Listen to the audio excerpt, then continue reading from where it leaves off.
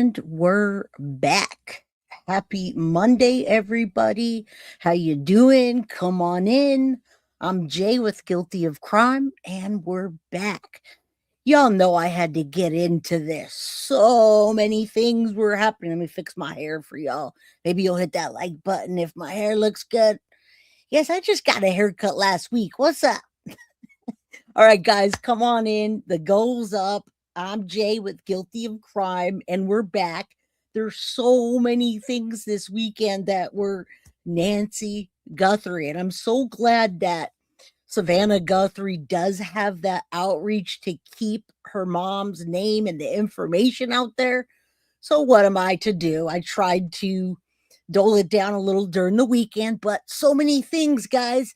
Are Nancy Guthrie's ransom notes even real at this point? Were they ever real? Pima County's got chaos in it, and I cannot tell you how frustrating it is to see the things going on in that county right there, as well as another kidnapper arrested that doesn't have the same MO whatsoever in Pima County, and it's a sheriff. How does this happen? Bodies have been found. I just saw one today where a body was found right there in San Antonio. Not San Antonio. I'm sorry. Maybe it was San Antonio. There's a lot of I watch breaking news to make sure that we're getting coverage for Nancy Guthrie. And breaking news, there's a body, somebody with hands tied up and burnt. But no, it's not Nancy.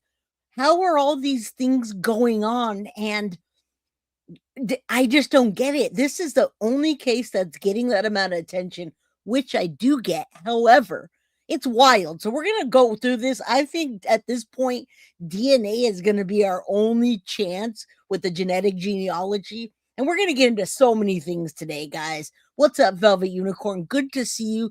Let me just pop this up here because I'm also going to go over our poll in a minute. Scottsdale. All right. Thank you, Flojo.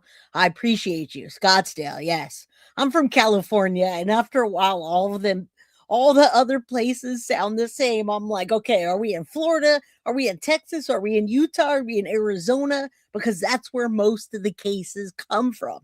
Thank you, buddy. Okay. So I was literally just finishing up work today and watching paint dry, so to speak. Right. I was watching the people that are sitting in front of Nancy Guthrie's house. Well, sit in front of Nancy Guthrie's house. Oh no, there's stuff tonight, my friend. Lots of stuff tonight. Kim Scott, thank you for being here. Sadie's mama, big hug. Thanks, Flojo TV, for being here. You guys don't forget, drop his link. Ray, how you doing? Velvet, whose birthday is it? Panda, and you're completely on time. Edith, good to see you. Kel's in the house. Teresa, Kimberly, Foxy Roxy, hello girl, how you doing? Pam, Todd, and Kimberly, thank you guys for being here and supporting the channel. Deb's in the house. Deb, how you doing? My little eBay friend. All right, we have a lot of things in common, actually. All right, soon they go to the police. Help looks like worry. Now listen up, guys. I'm finishing up work, and of course, I can't wait to get on here and present. Are these even ransom notes real? And what's the deal? Why has nothing been paid? And yes, Indie Isham, pretty much it was like watching paint dry. However, like I told you guys on Thursday when I covered it, welcome, Indie Isham, my girl. Good to see you. Happy Monday. Mo, happy Monday. Mama Sage, Kim Scott, you see Nancy report on the helicopters going to Mexico. I have seen that, but it's just not. Let's just get into it. Yes, I've seen it. I've pretty much seen all the coverage that I can see, and I've filtered it down to the things that I think will be important, and not so much of a conspiracy theory, but what is going to get this case not only moving, but what evidence do they have? You don't think the notes are real? Jocelyn, how you doing? Good to see you. Mama Pearl's in the house. Clementine, you're not in the bushes anymore. All right, guys. So listen up. We need Nancy Guthrie to be home, and I'm sure you guys were doing the same thing I was doing this weekend, following the cases, watching the new Dateline episode of Savannah Guthrie talking about Nancy, which was pretty much what I presented to you the day before. All right. There wasn't much more to that. However, there's been a lot of other coverage and creators going back out to Nancy's house. So I'm coming home. I'm getting off today and I'm coming home and I start watching paint dry as well. I'm like, maybe I'll watch some paint dry for a little bit and come up on my, let's see what the paint's doing drying at her house. And sure enough, we've got Annie and Tommaso leaving the house loading boxes up. We got Tommaso in the Tesla and I'm almost positive that's them. And I'm going to say that because I can take you to the channel where I watch paint dry. And that particular channel is it's the Criminal Network. He's back out there. He's watching paint dry. So is JLR and all the others. So I see her and I see him and then I see them driving and I see people in chat speculating, right? It's like paint drying. Look at it. That's basically what it took me, like 20 minutes just to get a snapshot of those two things. Now, what I'm going to do is I'm going to come up here and show you guys paint drying for a little bit. And then we're going to talk about the DNA and the ransom notes and the ransom note that you might have forgot existed and who even sent that. All right. So let's just take a look for a second. I found the part where it was drying the most of the paint. And this is Criminal Network, boots on the ground. They're whispering and saying, oh, there's a Tesla there. Oh, there's Annie's car there. And sure enough, people start removing items from the house. It wasn't FBI. It wasn't law enforcement. It's the family. So what I say to you is wait to see what happens. Let the dust settle. Nobody's technically been cleared. And let's go over the ransom notes, the interview, what that means, what Savannah doesn't want to be. I really don't want. I mean, we're watching paint dry, really. Look, I'm going to hit play. Shit, guys. I got the exclusive. Listen, the motherfucking exclusive Criminal Network. The guy who cusses and smokes all the time. Yeah. The motherfucking dude who's cussing all day. Fuck yeah. All right. Excuse his language, but he's out there. YouTube is about. You know he's watching paint dry. And right here. Look, did anyone else see this? Movement. There's Annie. Guys. Right there. Look. Is that her? Shit. And then there goes him. Look at that paint drying. Boy, did that take forever to get there. And I got to say, let me just open. It was hard to even get that screenshot. I was trying to make it bigger. So did anyone else see the paint drying earlier? That's what I'm saying. What? Now they have a Tesla? Well, JLR is on his way back. I see he also got pictures of paint drying as well. And I paused it in the perfect timing because it took me a while. Like I said to you guys last Thursday when I covered this case, pay attention to the things that happen next and follow that money. Okay, because I've never thought that this was a botched kidnapping ransom gone wrong. Never, ever, ever, and nor do I, and I'm still not convinced, even with the Dateline episode, you're not going to convince me. Who's the people taking care? According to Savannah, it's Annie and Tommy taking care of Mom, and now I guess he's got to drive that darn Tesla, and she's going to drive her darn car, and they got to take care of that darn house.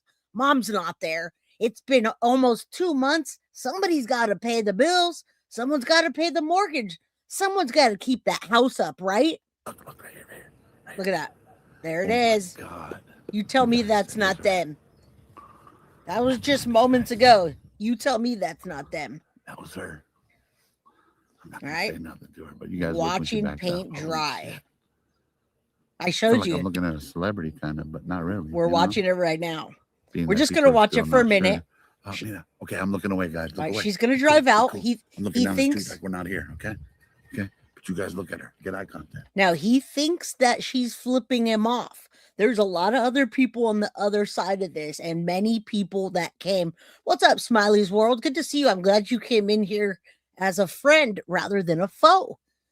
I don't know if it was a knockoff account one time, but a Smiley's World came in and insulted me, and I was like, damn, that's rude. I thought you had a channel. Anyway, hello.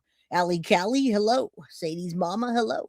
You're very welcome. All right. We're watching paint dry, but as the paint dries, every so often the paint will dry and some of it will just drip down and be where you don't want it to be. Where's our fearless leader? Am I having a problem with my iPad? I'm the fearless leader, unless we're talking about Foxy. So I'm here. My girl Tiff's here. I don't know who else is here. Kel's here. Kel's always here. I love it. That's why we need the mods, all the mods we can get. All right, watching paint dry. Now they're gonna see. They're trying to get a good look into her eyes. He's thinking she's flipping him off. The chat's saying that she's waving. I'm not gonna zoom in because it's the best angle I got right now. And Abs I'm in the over here house. acting like I'm talking, looking on the street. Yeah, Sauce. She flipped me off, or was she waving? Guys, please look back and see if she flipped me off or was she waving. And there it is.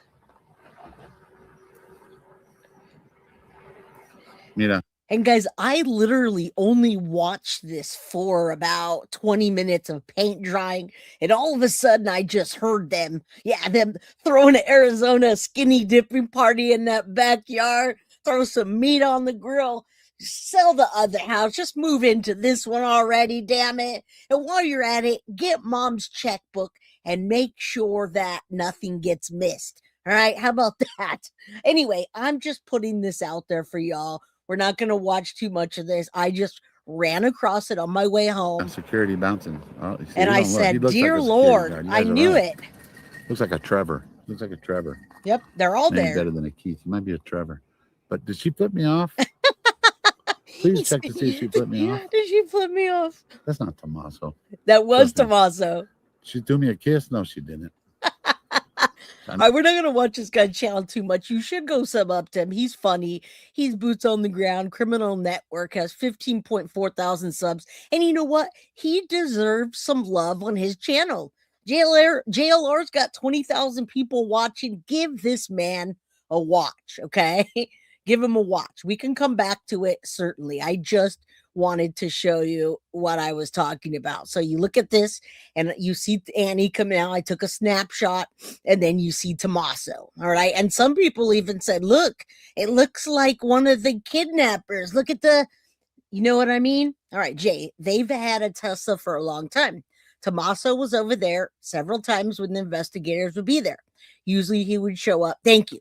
Foxy Roxy, any and all people filling me in is fantastic. All right, because I do so much that I can, but it's saturated. So thank you. All right, get mom home, please. Find Nancy. I agree. Mab's going for 1,500 subs. Let's go. Drop Mab's 25, you mean. Auntie Ree, it's been forever, girl. And you remembered the avocado. Hello. All right, so that's what's going on here. We need to bring Nancy home. And I think the way that we're going to bring her home, guys, is with the DNA. I think that's going to crack the case. I've been watching so many things and listening to lots of things. And I don't know why there's a rumor online that says, yeah, thank you for the info on the Tesla. All I know is I see two people putting boxes that look like they've never been opened. Like maybe it was Amazon packages or something. Big boxes put in and brought home. Now, I already told you I'm going to have to, in this case, we're going to have to see how it plays out because mom's been gone for over 8 weeks. Mortgages have to be paid, bills have to be paid, and the upkeep of the house have to be paid. Who are the people that are going to do that? Well, Annie and Tommaso. All right. Kim says, I love JLR. I love that you're spreading the word to find Nancy. Thank you. Nancy, the only one saying fine. You YouTubers are the only ones saying fine. Nancy. All right, Mab, still got to do 5 miles. Go do your 5 miles, buddy. This little quick 5-minute is just going to recap for me and you everything that we talked about or that we're going to talk about today. The ransom, the DNA, and everything that happened this weekend. And then I've got a big show for you today. So stay here, hit that like button, get a membership, gift a membership, help us get to the goal if you can. Investigation into 84-year-old Nancy Guthrie's disappearance. New reports are now shedding light on what was allegedly written in that second ransom note that was sent to Savannah. Now, there's got to be something coming up. And again, there's insiders talking about this case. Something is going up. And thank you, Smiley's World. You guys drop a link for Smiley's World to their channel if you would. And I'm glad you weren't the other Smiley's World, because I was like, what did I do now? I welcome all creators here. I'm like, hey, come on, let's go. Let's collab. Go do your thing. When you have no problems with jealousy, or you have no problems in feeling you're in a competition with someone, then guess what? You're not in a competition with them, and you're all just boosting each other up. That's how we do over here on Guilty of Crime. So go sub up to all the channels that are here. Show the love. All right, let's continue. Guthrie and her siblings, and the message seemed to suggest a tragic outcome for Nancy where she passed away. Now, it's important to remember that the second video that Savannah posted to her IG with her siblings, they open up the video by saying, "We've received your message and we understand." Now, I want you guys to understand why our topic, one of our core topics, is the ransom note and the DNA today. Number one, the ransom note has not been talked about very much. And this whole case is a kidnapping case. It's literally a kidnapping case. You look Nancy Guthrie update, kidnap. They're classifying it as a kidnapping. Of course, we need to talk about the ransom. And then the DNA is what I believe is going to solve this. At least find out who that person was in the house. It was in that particular video where the three of them seem to all be under the impression that Nancy is dead at that point, and I'm wondering if that belief may have been influenced by the contents of that second ransom note. Also, in her first on-camera interview since Nancy's disappearance, Savannah was asked about the ransom notes, and she said that there were multiple ransom notes, but she only believes that 2 of them were legit. So for whatever reason, the Guthrie family is only giving credibility to 2 ransom notes that they believe came from one specific person, who was the one that took Nancy. On a recent episode of the Megyn Kelly Show, Megyn cited reports from an account on X, Nerdy Addict, indicating that the kidnappers' messaging had shifted from the first note they sent to the second note. As we've discussed in the past, the first note was requesting $4 million in Bitcoin by February 5th, 2026, and they were offering an extension, but that would mean that they would have to pay $6 million if they were going to wait until February 9th to pay it. The family requested proof of life, but they did not. Now remember, we're up to date here, and I'm not going to go back and rewatch what you guys watched and Dateline. We're just going to talk facts here today. Facts, and then, of course, with the facts, we have to talk a little bit about theory, but I want to focus on the information that we do have, all right? I don't want to go sideways and go on some crazy thing that we have no idea about. I would have read every single one, he said. All right, let's continue. Exactly. She said 2. But we gotta talk more about it, Mab. Receive any. The second ransom note, allegedly sent to Savannah Guthrie, reportedly was not a new ransom demand, but an apology. According to reports, the note stated that Nancy had, quote, gone to be with God, explaining that she died unexpectedly from an underlying heart condition during the ordeal. The second note reportedly contained no further payment demands either. Now, I'm not trying to blame the Guthrie family, but for me, I do find a few details interesting with all of this. The first thing being that Savannah actually said in her first on-camera interview since Nancy's disappearance that her brother Cameron was the first person to. Now, there's a few things that bother me, but don't worry. We're going to go over that stuff as well. We've got a lot of good people here today.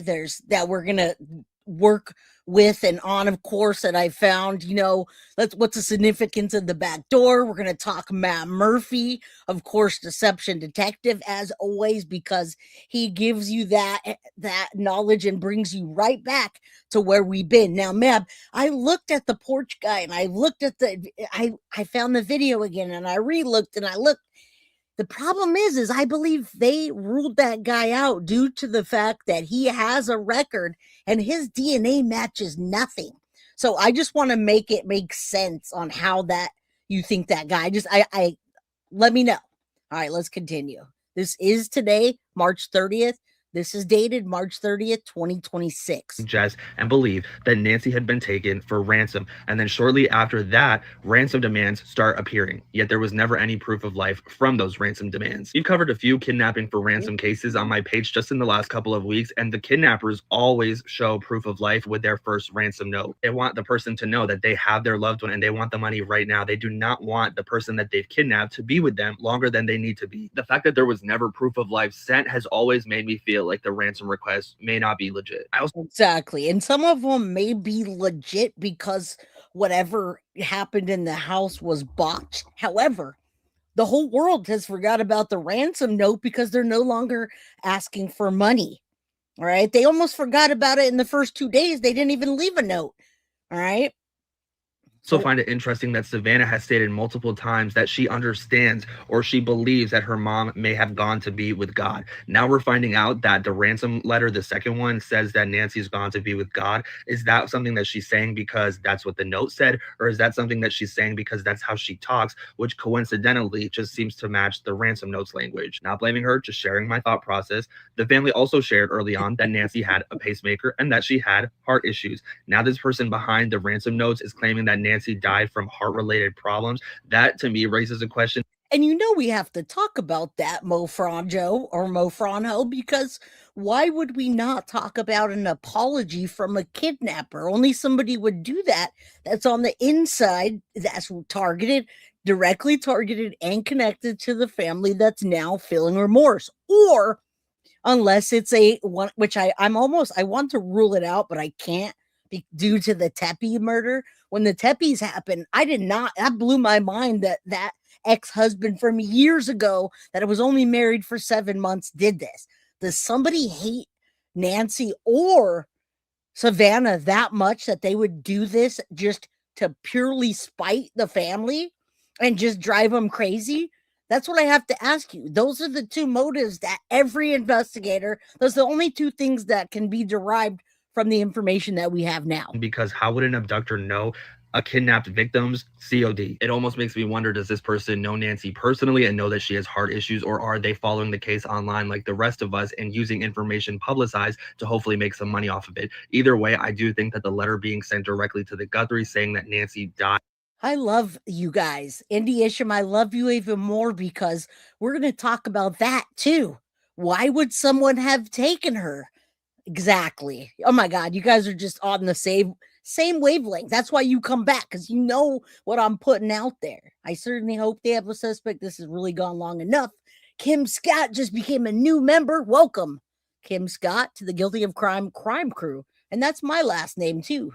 All right, let's continue. Scott, we like the Scotts. It's suspicious. This ransom person sent the second letter not to get money, but to simply just advise the family that Nancy died. It almost seems like they're trying to get the case closed without it ever being solved. And the Guthries, to some extent, are on board. Who would want to get the case closed without being solved? All right, let's just keep going. With that, it seems, they're accepting the fact that Nancy died. They trust what this specific ransom letter is saying, and I just don't understand why. Authorities, to my knowledge, have not confirmed that those letters are legit, but the family believes that they're legit, and they believe now that Nancy died because of those letters, and they're kind of just moving on, as are we. The case is seemingly going cold. Is that weird? Yeah, kind of. To me, I just think that these ransom notes are all a distraction somehow. And I'm also drawing suspicion because the ransom requests seem to be sharing all a distraction. Just keep remembering these things that come and come again. All right. Just keep on. We're all on the same page. I'm wondering if someone had a grudge against Tommaso or Annie. Savannah being a multimillionaire was the icing on the cake. Welcome to the crime crew, Mo. Yes, Jay could be some family paid hit. We could be way off. But sounds weird. Well, I think we're getting closer. Because we're getting closer, and you'll see why. Let's continue. Falconess Australia, welcome. You're in the future. Thanks for being here. All right, let's continue. Information that the Guthries shared with authorities, and the Guthries are sharing with us, the public, what they allegedly read in these ransom notes. Savannah in particular using the ransom request author's language with us, the public. I don't know if that somehow indicates that this is all one and the same somehow, or if she is just using that language to indicate that she's read the ransom notes. I don't really know. What are your thoughts on all of this? Let me know in the comments, and hopefully there is a break in the case soon. We do know that reporters are going back out to Tucson following Savannah's on-camera interview. There is some renewed hope. There's been some leads and some tips coming in following that interview. Absolutely. This has opened it up. It's opened it up in a different way. All right. It totally has. But I want to go back. If you guys looked at my cover today, you saw at the bottom, it said, where's my Bitcoin? We're getting tired of this. So let's go back just for a minute, because now after this weekend, there was also a sheriff, a 22-year-old sheriff that was arrested for kidnapping, all right, in Pima County. So first of all, we have Barney Fife, this clown of a sheriff that needs to get recalled, all right? We got that guy, and then we've got this guy back to back with something that's in common. Now, we're going to get to that, Clementine. You'll see.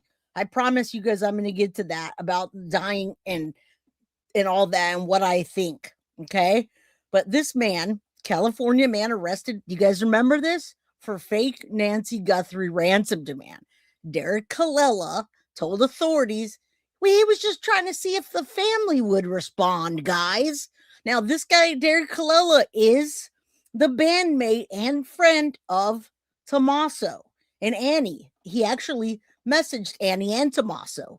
All right. So we've got one guy here that's already, let's not forget, because we're talking ransoms now.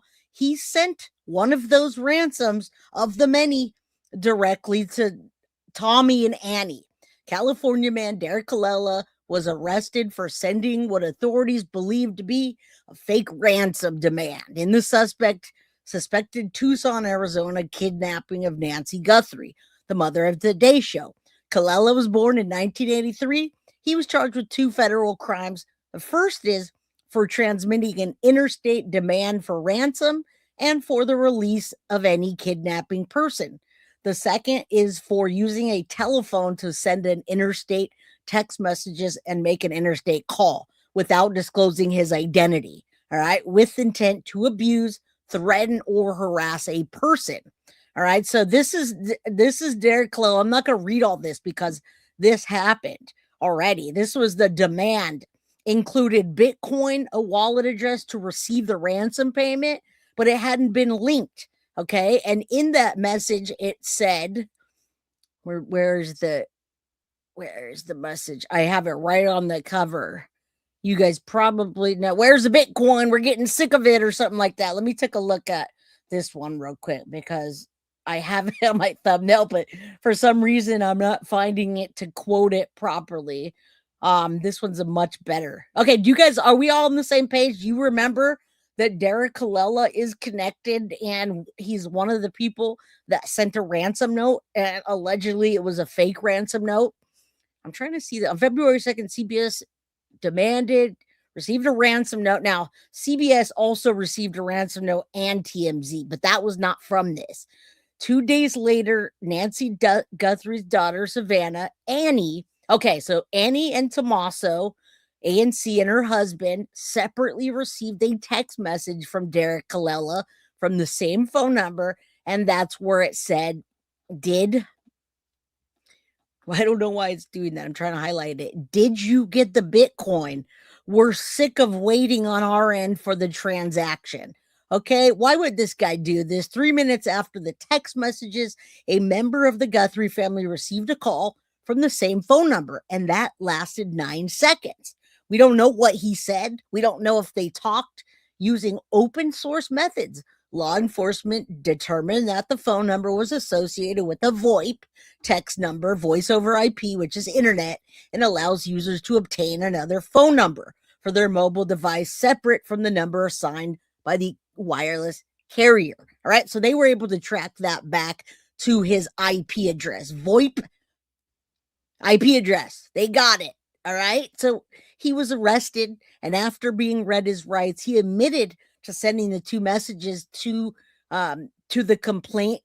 He said he got the family members' contact information from a cyber website, and Colella had been watching television coverage of the case, and he was trying to see if the family would respond.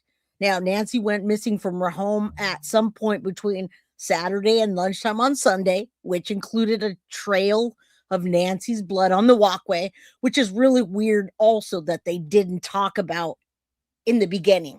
All right. Nobody's cleared either. This guy is not cleared. This guy is directly connected to Annie and Tommy. All right. So I just don't want you guys to forget those things, but I also want to show you that in those things, in the documents, I mean, this is not a joke, or it's not funny what he was arrested for. So we're looking at the context. Nancy's missing, what to know about this. All right, this abductor that asked for the Bitcoin, did all that. And look at, he's charged, the U.S. District Attorney charged Derek Colella. All right, let me, I had it open earlier. I had it downloaded earlier, but I mean, he's formally charged here. This is not like just a joke. intended to transmit a demand for ransom. What do you guys think they talked about for those 9 seconds? All right. What do you think they talked about, and why was he so easily cleared? Is this another distraction? Now, mind you, he's got 2 counts. February 4th is when he was arrested, and they gave him count 1 and count 2 with intent to transmit a demand for ransom, and then on the other, interstate or foreign communication, right? And again, there's more pages on this criminal complaint, and this talks about Nancy Guthrie's disappearance and the family, her disappearing, and him reaching out, like I said, to Annie and Tommaso directly. Okay, so I mean, you guys think that was just like a funny ha hoax? I mean, I'm still boggled by the fact that they haven't followed up on or told us any bit about any of those people. All right. And then lastly, this has nothing to do with the case. I just wanted you guys to realize that I saw it. What's up, Patriot Pride Official? How you doing, my friend? Drop their link in chat. What's up? Okay, so then we wake up this weekend, right? And March 27th, I don't know if it says published on the 27th. I didn't see this till Saturday. Pima County deputy accused of kidnapping a woman in custody, fired from the department investigating Guthrie case. I'm just going to play this for a second. You guys see that Pima County's got a bunch of chaos and distractions going on. And at this point, I mean, even though the MO's incorrect, does this guy have something to do with it? I don't think so, but let's take a look.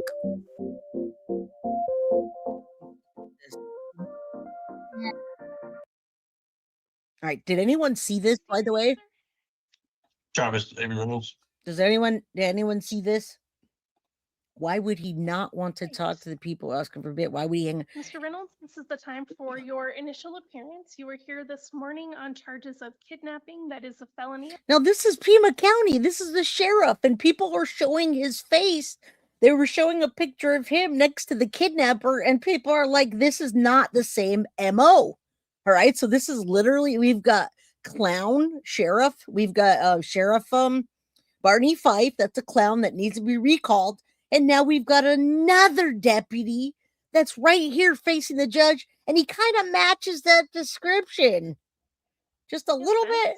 You have the right to remain silent. Anything you say can and will be used against you.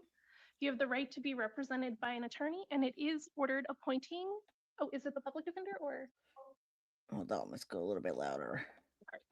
We haven't received the information from the Office of Court Appointed Counsel. We're going to appoint the Public Defender's Office for today's purposes. And you do have counsel seated with you for today's hearing. I mean, we don't need to listen to the whole thing. I just want you to see what happened here. And how he moves. Also lets me know about your ties to the community, including employment, references, and he is a freaking Pima County deputy that got caught trying to do sex acts in exchange for time.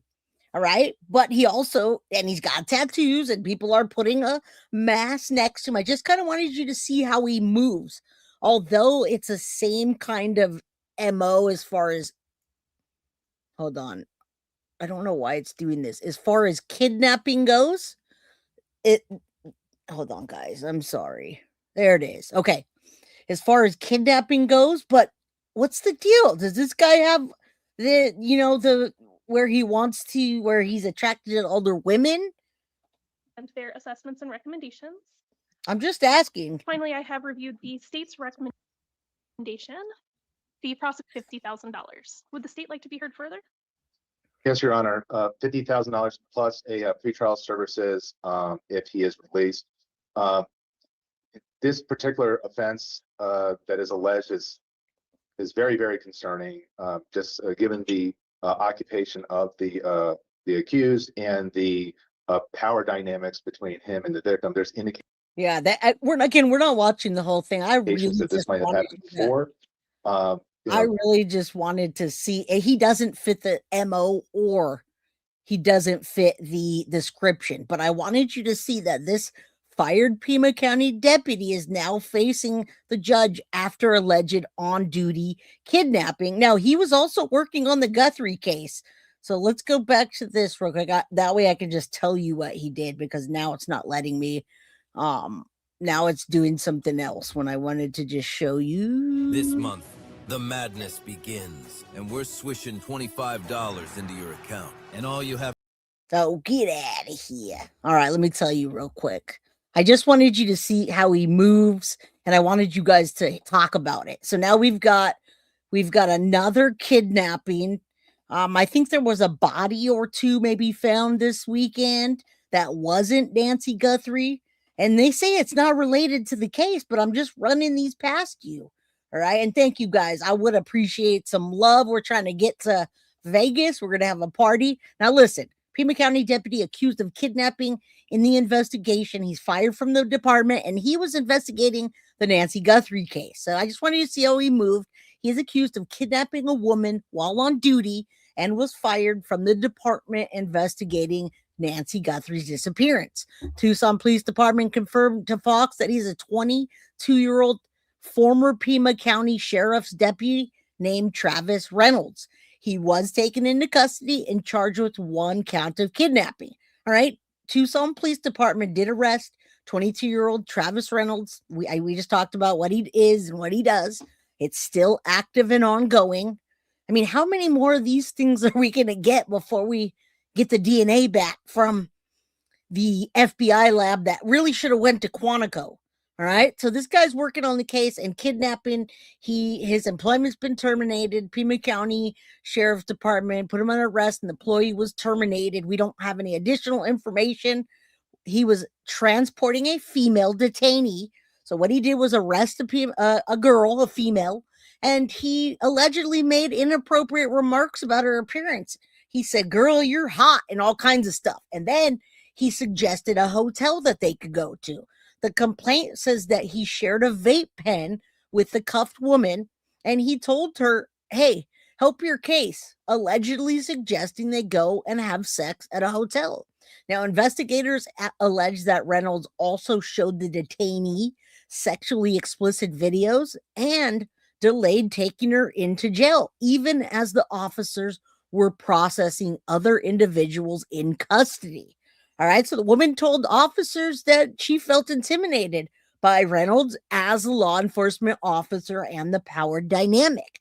She also indicated that the encounter may have not been an isolated incident, according to statements made in court. So he's doing this to other people. It's very, very concerning. And what is going on in Pima County, you guys?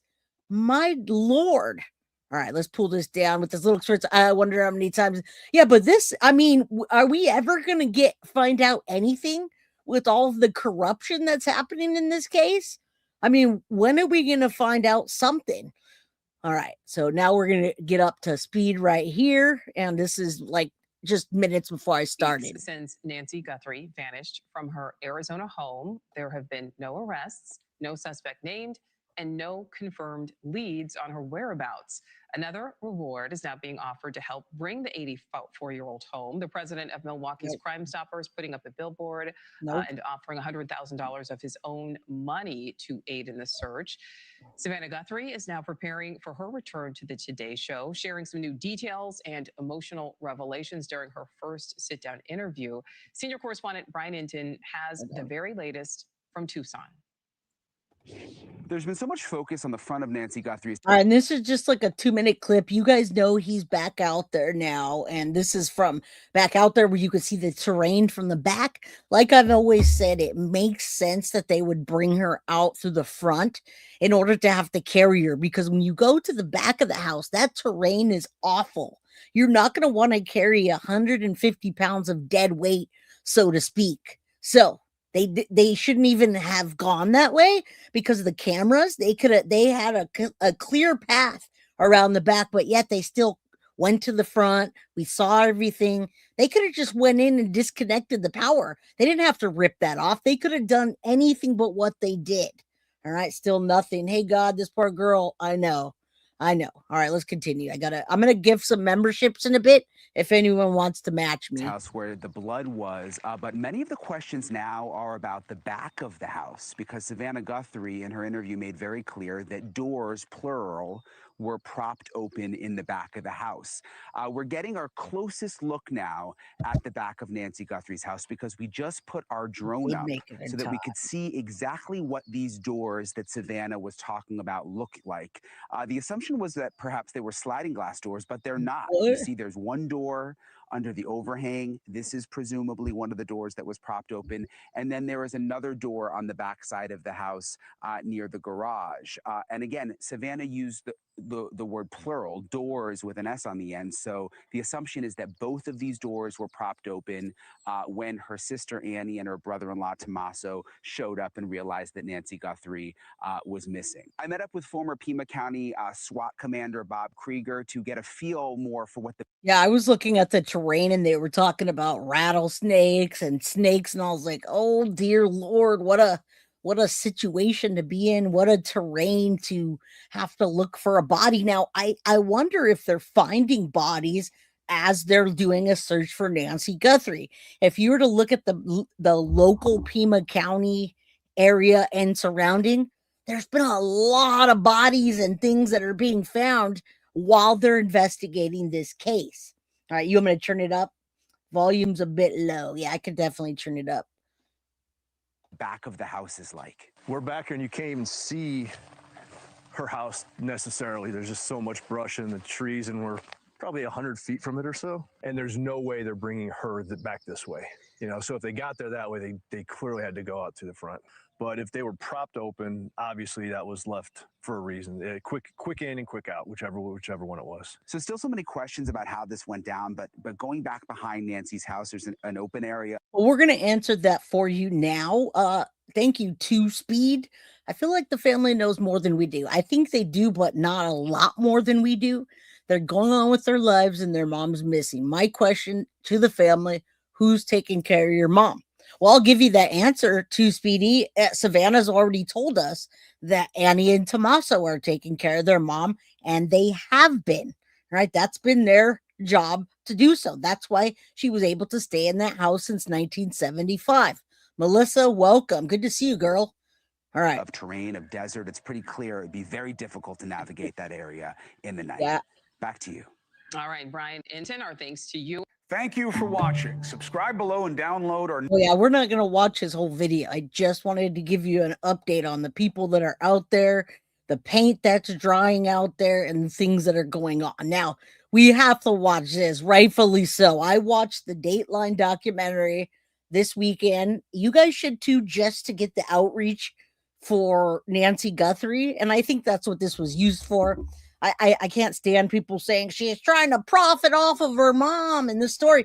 You know what? Whatever. If they're making money, who cares about them making money? Let's get the message out as far as we can. I feel like this case isn't that confusing. We only have a few pieces of evidence, and we keep coming back in a circle to the same old thing.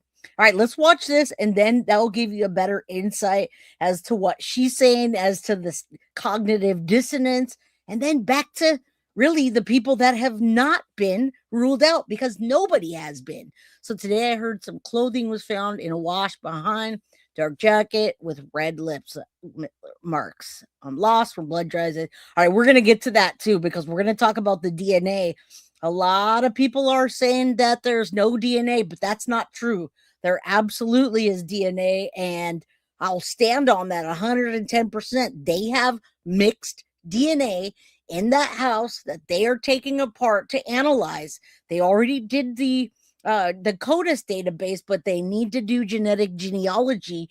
And Sheriff Barney Fife, the clown, took that DNA and sent it to his local lab, which can take 3 months up to a year, where Quantico can process that very quickly, maybe a month, maybe less. So that's where the biggest problem lies. And we're going to see that done at the very beginning of this. I showed you guys there who's out there paying the bills and taking care of Nancy's house. Well, it's Annie and Tommaso, the same people that were taking care of her from the get-go. Why would it be anywhere different? Savannah's back and she's starting work on April the 6th. Okay? So she can't be at work. I don't know why this does that. I need to put another piece of tape over it. It's like a gaming computer. And so it has those lights in it. I don't even like that. Okay, let's continue. In this video, does she say her sister has... She does, but there's some other things that... Let's get into it. Stop the irresponsible and cruel speculation. When you talk about the cruel speculation, the whispers, the innuendo that it was somebody in your family, how did you weather that? It's unbearable, and it piles pain upon pain. There are no words. There are no words. I actually agree with Savannah. There are no words to refute the speculation about her family, because if there were, she would have called it false or defamatory, not irresponsible. Irresponsible is just a vague, manipulative word. And unfortunately for her, Sheriff Nanos, and anyone else who uses it without backing it up, I don't like being manipulated. So in today's video, let's break down Savannah's Bombshell Today Show interview and count all the other red flags to figure out what's actually going on. Yeah, this is, I mean, she's saying things and not saying things on purpose. She's also putting it out there to let people know, leave them alone. They're trying to take care of their business, and rightfully so, guys. If the FBI is closing in on a circle of people, let's say Derek Colella, maybe they're starting to do a better background check on him. And that 9-second call, what did he call them for? And what did he say? Check your text, bro. Hey, what's up? Hey, man, don't call me here. You know what I mean? Like, what was the 2 text messages and the 9-second call? Now, you guys know that we're talking about 1 or more people at this point. So you've got to understand that there's a circle of people that are doing this. And if it is just one person, boy, it's going to get exciting, because I don't know if that person is going to disappear. That's interesting that you guys call that gaslighting. Deception detective and attorney trained in statement analysis. This channel exposes lies and manipulation. So if that's your thing, hit subscribe. For early access to new videos, over 60 exclusive videos, and other cool perks, consider becoming a channel member. Link in description. I assume everyone watching is already familiar with the Nancy Guthrie kidnapping case. This is my 13th video about it. So instead of recapping the investigation, I just want to quickly recap my opinion of Savannah before we start analyzing her interview. Ever since her very first video plea, I haven't thought that she was involved in her mother's abduction, but I couldn't say the same for either of her siblings. And the more I see of Savannah, the more... Now with Cameron, guys, I'm going to tell you right now, just straight up, I do not think Cameron has anything to do with this. He is the fighter pilot and in the military. Of course, when you are in the military and you see somebody missing and you see all the stuff being left, etc., mom's not at any of the hospitals, then he's going to go to kidnapping. Again, they still haven't told us, was there a kidnapping note? Was there a kidnapping note at the house, or was it really just an afterthought almost 2 days later? All right, words are very measured for a reason. Stress for Savannah, job-wise, ratings are brutal. Right. Or I think she's actually in denial about that possibility, whether they're guilty or not, which is why she's resorting to emotional manipulation to stem the speculation about them rather than just disproving it. But after seeing this new Today Show interview, I think even that opinion might be charitable. In other words, I think she might literally be covering for them as an accessory after the fact. And I know that might seem like a big leap, but just listen to this. Let's start watching. I don't think she's trying to cover for them as an accessory. I believe that she really believes in her heart of hearts that nobody that's connected to her can do this. Now, when you hear her in this interview, she takes the brunt of the blame. She blames herself, and rightfully so. She says, I brought America right to my mother's bedside, which she did. Again, that's not her fault. And no, in my opinion, she wasn't exploiting her mother. She loves her mom, and she is proud of her. And I would do the same thing. But she's taking the brunt. But I don't hear Annie or Tommy saying, why did we leave her alone that night? Why did we let her take an Uber? Well, how come they're not feeling that remorse? Why is she the only one? And the guilt and everything that Savannah is putting on herself, she's taking it as and giving it to the world as somebody did this because they either didn't like Savannah Guthrie and they wanted her to be in pain, or they thought this rich bitch, I can make a quick buck off. But everything she says comes back to it not being somebody related to their family or inner circle. All right, let's continue. I want to see what you have to say about that. Your mom went missing. Tell me what you were doing and what happened. Well, I had given Mike for Christmas a boys trip to go play tennis. And so he had been gone for the weekend. So I took my kids actually to Carson's. Mm-hmm. So we had a beautiful, fun night together. And then I came home. That's Carson Daly, by the way, if you guys didn't catch that. I watched this with my wife that knows nothing about this case, and it was good insight to hear from her. But that was Carson Daly from the Today Show. That she was hanging out with. Her husband was away on a golfing trip, and she was hanging out at Carson's house, probably the kids all playing with the kids. And really, it just got home at the same time that Mike came home. We were just saying hi, putting down our stuff, and the kids were running around. And my sister called me, and I said, "Is everything okay?" Mm-hmm. And she said, "No." She said, "Mom's missing." And I said, "What?" Yeah.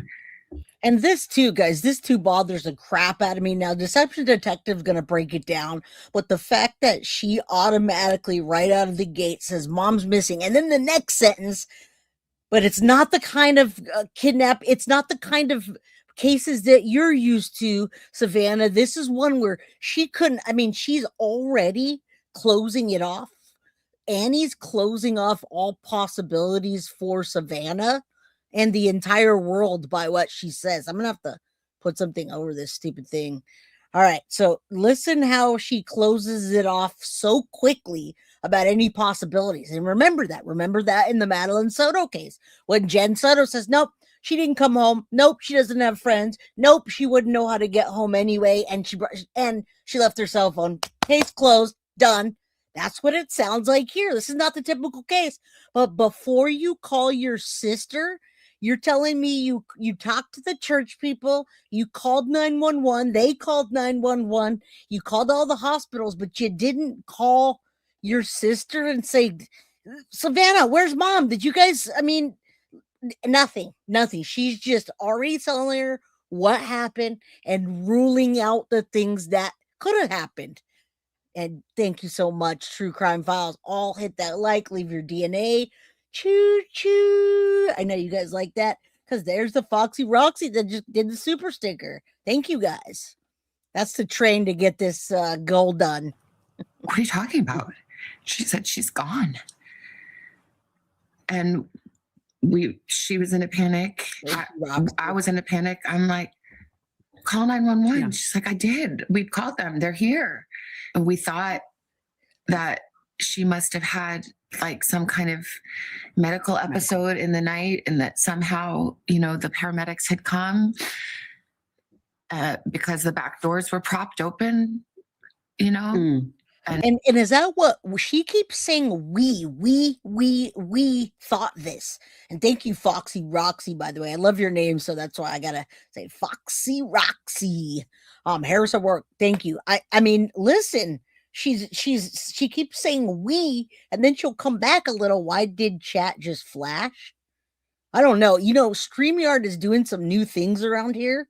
The back doors. All right, let's continue because she says we, but she just contradicted herself 2 minutes ago by saying something else. So I don't think that we was a we. I think that we was a her. That didn't make any sense. We thought maybe they came and there was a stretcher and they took her out the back. The ultimate sign of a hoaxer is knowledge beyond the facts, like how Annie and Tommaso somehow knew that Savannah didn't know where Nancy was. Yeah. Remember, she didn't say they called her and asked her if Nancy was with her or if she knew where Nancy was or if she'd heard anything. They called her and informed her Nancy was gone after calling 911 and even waiting for 911 to arrive. Now, is that proof that Annie and Tommaso are hoaxers? No, after all, in statement analysis, we need multiple signs of deception before we can make that conclusion. And this is just hearsay. After all, it's all according to Savannah. But the fact that she doesn't seem at all concerned or suspicious about their unfounded knowledge is what really concerns me. She's constantly telling the public how no detail is too small, yet glaringly suspicious stuff like this gets dismissed out of hand. Even worse, if you insist that it's important anyway, you get called cruel and irresponsible. Now that And that's what she says. She said, and that's why I'm not trying to make any inferences.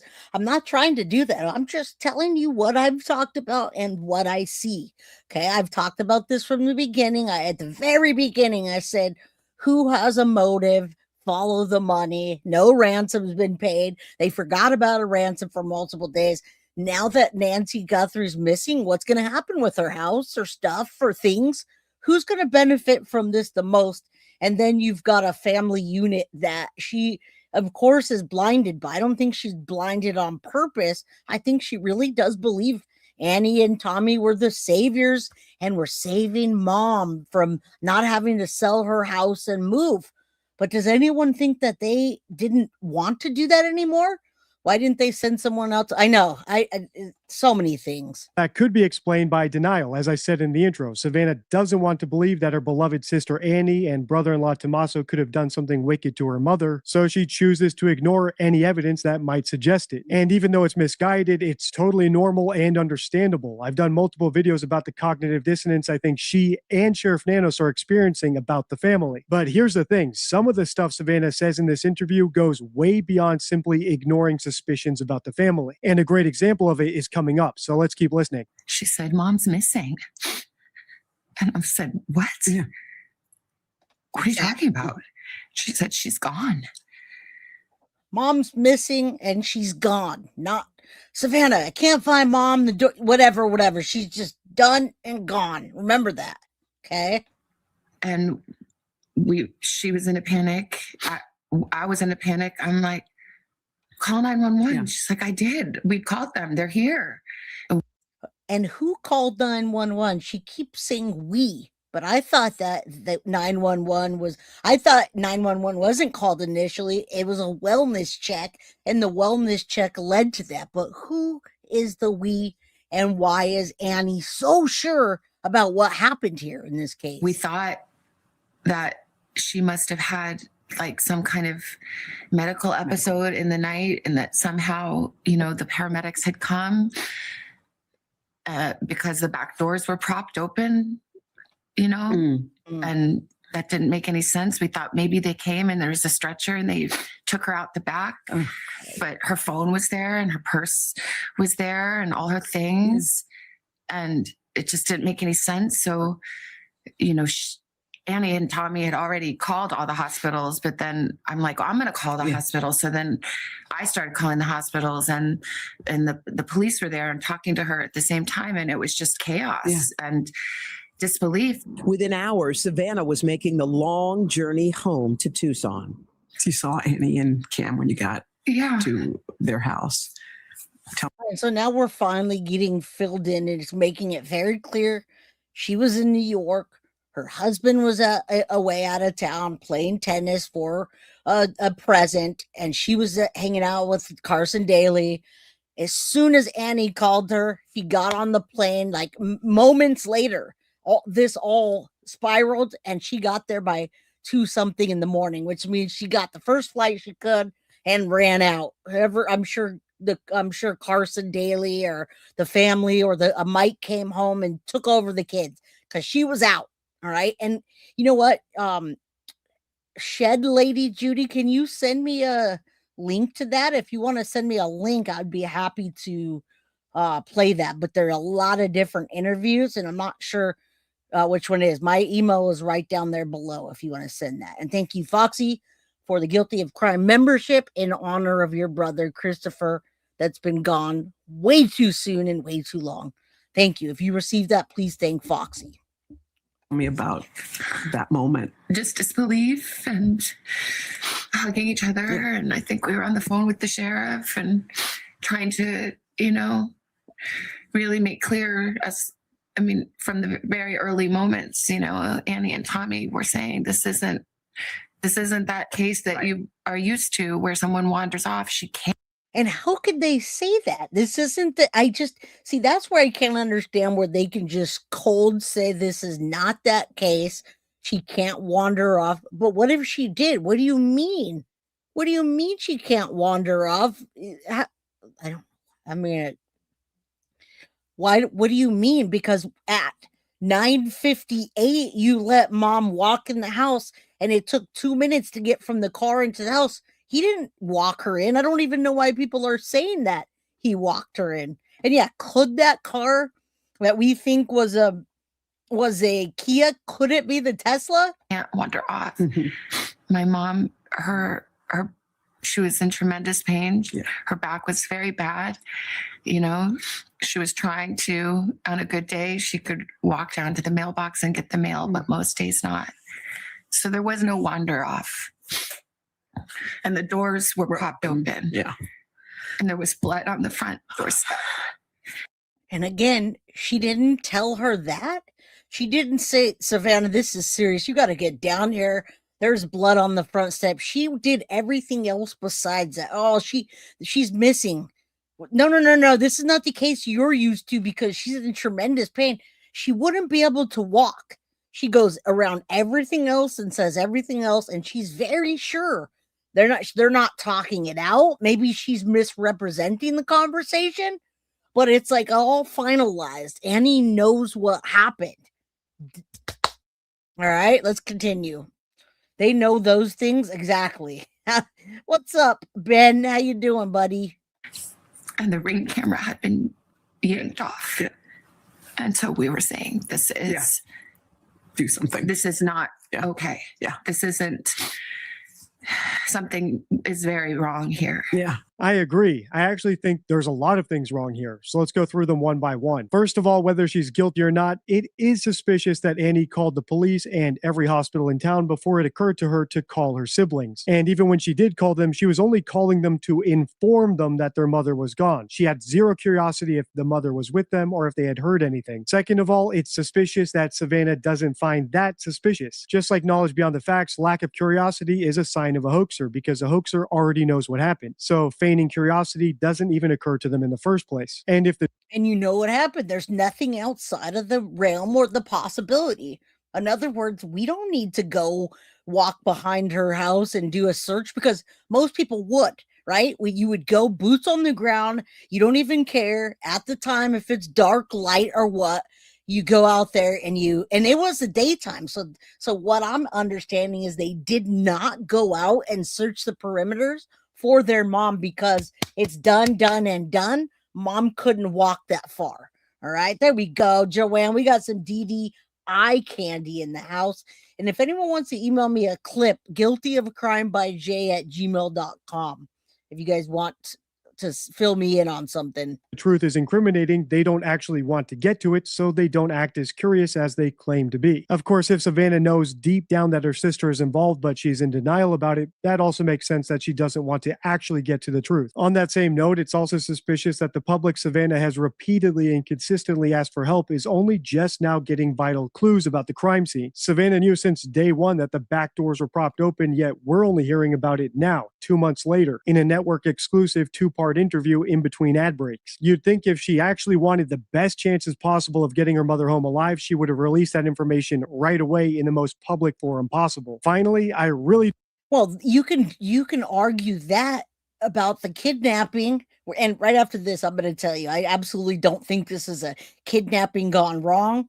Okay, so I we'll get into that, but we don't know that Tommaso didn't walk her, but 2 minutes, 60 seconds. How could 60 seconds? It has to take longer. He would have had to get out of the car, open his door, walk around, open her door, hand her her cane, and walk her into the garage, and then walk back out and close it. They say it was done in 2 minutes, literally 2 minutes. So what, 120 seconds? All right. Let's continue. We don't know that. Again, they didn't use the front door. They used the garage. Why? If they had used the front door, we would have seen when Nancy got home, right? So did they purposely avoid the front door? And why did they avoid the front door then but they didn't avoid the front door when they brought her out when she was bleeding. All right? Make that make sense. Don't like how fast and loose Savannah is being with the facts. Remember, this interview is ostensibly to get help finding her missing mother, yet she called the doorbell camera a Ring camera. I thought it was a Nest camera. She also said that Nancy's phone, medicine, and everything was left behind. But how could she possibly know that? Was everything in Nancy's house inventoried? And was she not wearing anything when she was taken out? I get that it's an expression and that people misspeak about brands, but still, if the point of this interview is to get accurate information out there to find her mother, I would have expected her to be more meticulous. The thing is, I don't think that's the top priority. I think the top priority of this interview is actually to run cover for her family. We've already heard Savannah talk about how thorough Annie and Tommaso were in their investigation for. Now listen, I don't blame anything on, I do not blame anything on Savannah, and I understand her, and I'm going to tell you right now, and Mama Pearl, you're here. If something were to happen to you, Mom, or anybody else, I would only be able to do it for so long, and I'd have to go back to work. Not only could I not survive not paying the bills and such, but I couldn't do, like, I'm not those kind of people that can sit around. So her going back to work is, I think, is a good idea, but she can't go back to work on April 6th if people are literally pitchforking Annie and Tommy. They're moving boxes. Maybe they're going to clean the house. Maybe they're going to put a for sale sign. Maybe they're going to sell their house and move into Mom's house in case she comes home. We don't know.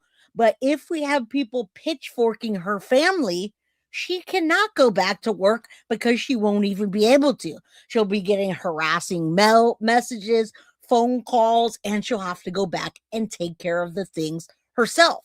Either that or Cameron will have to do it. Okay, so keep that in mind. Yes, and he's an idiot too.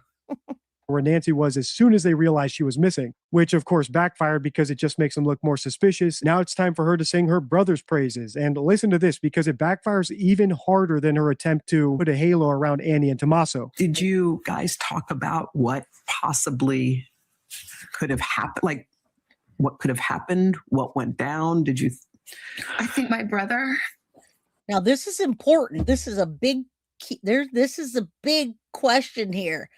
This is a good question. Did you guys talk about what happened?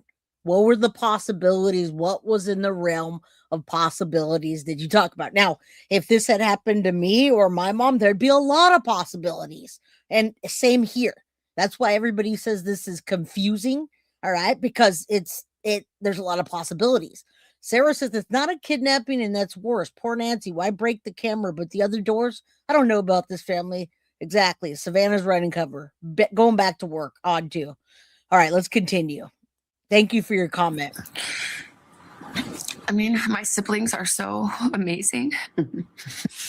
My brother, he spent his career in the military and worked in intelligence and is a fighter pilot and is brilliant.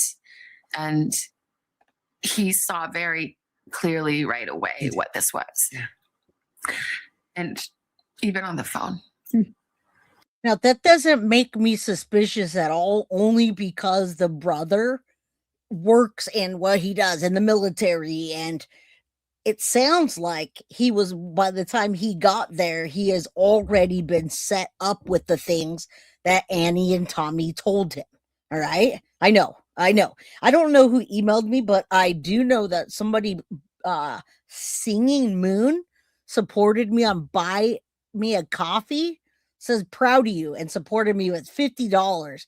That's awesome. Thank you so much. It's all going towards CrimeCon 2026 and the party that we're going to have. All right. He saw right away that it was Savannah's fault. Wait, what? Oh yeah. He did blame her. He's blaming her because she attracted that. She brought people literally to the bedside of her mom's home. When I called him, he knew. And he said, I think she's been kidnapped for ransom. And I said, yeah. What? Yeah. Well, why? What? And then, I mean, it sounds so like, how dumb could I be? But I didn't want to believe. I just said, do you think because of me?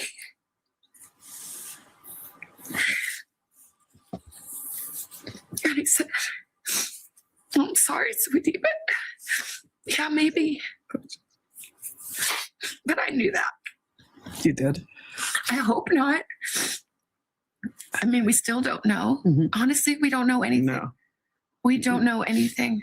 So I don't know. Yeah.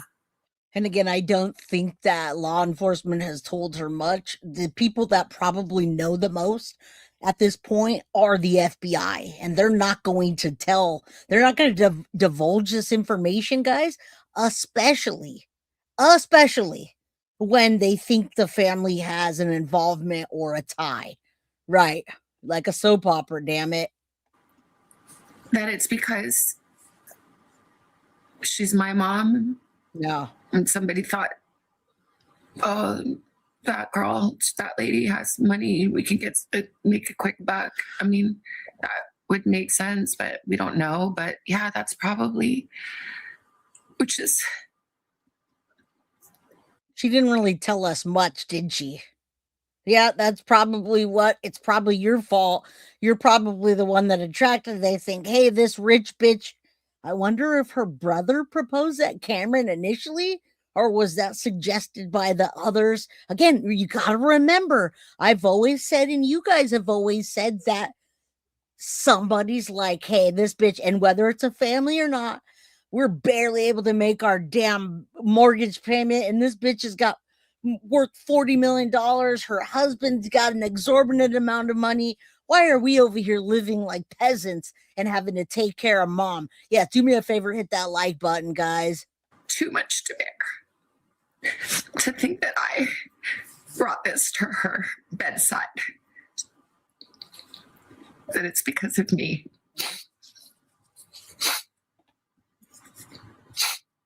And I just say, I'm so sorry, Mommy. I'm so sorry. I'm sorry to my sister and my brother and my kids and my nephew and Tommy and my brother-in-law. I'm like, so sorry. I'm so sorry.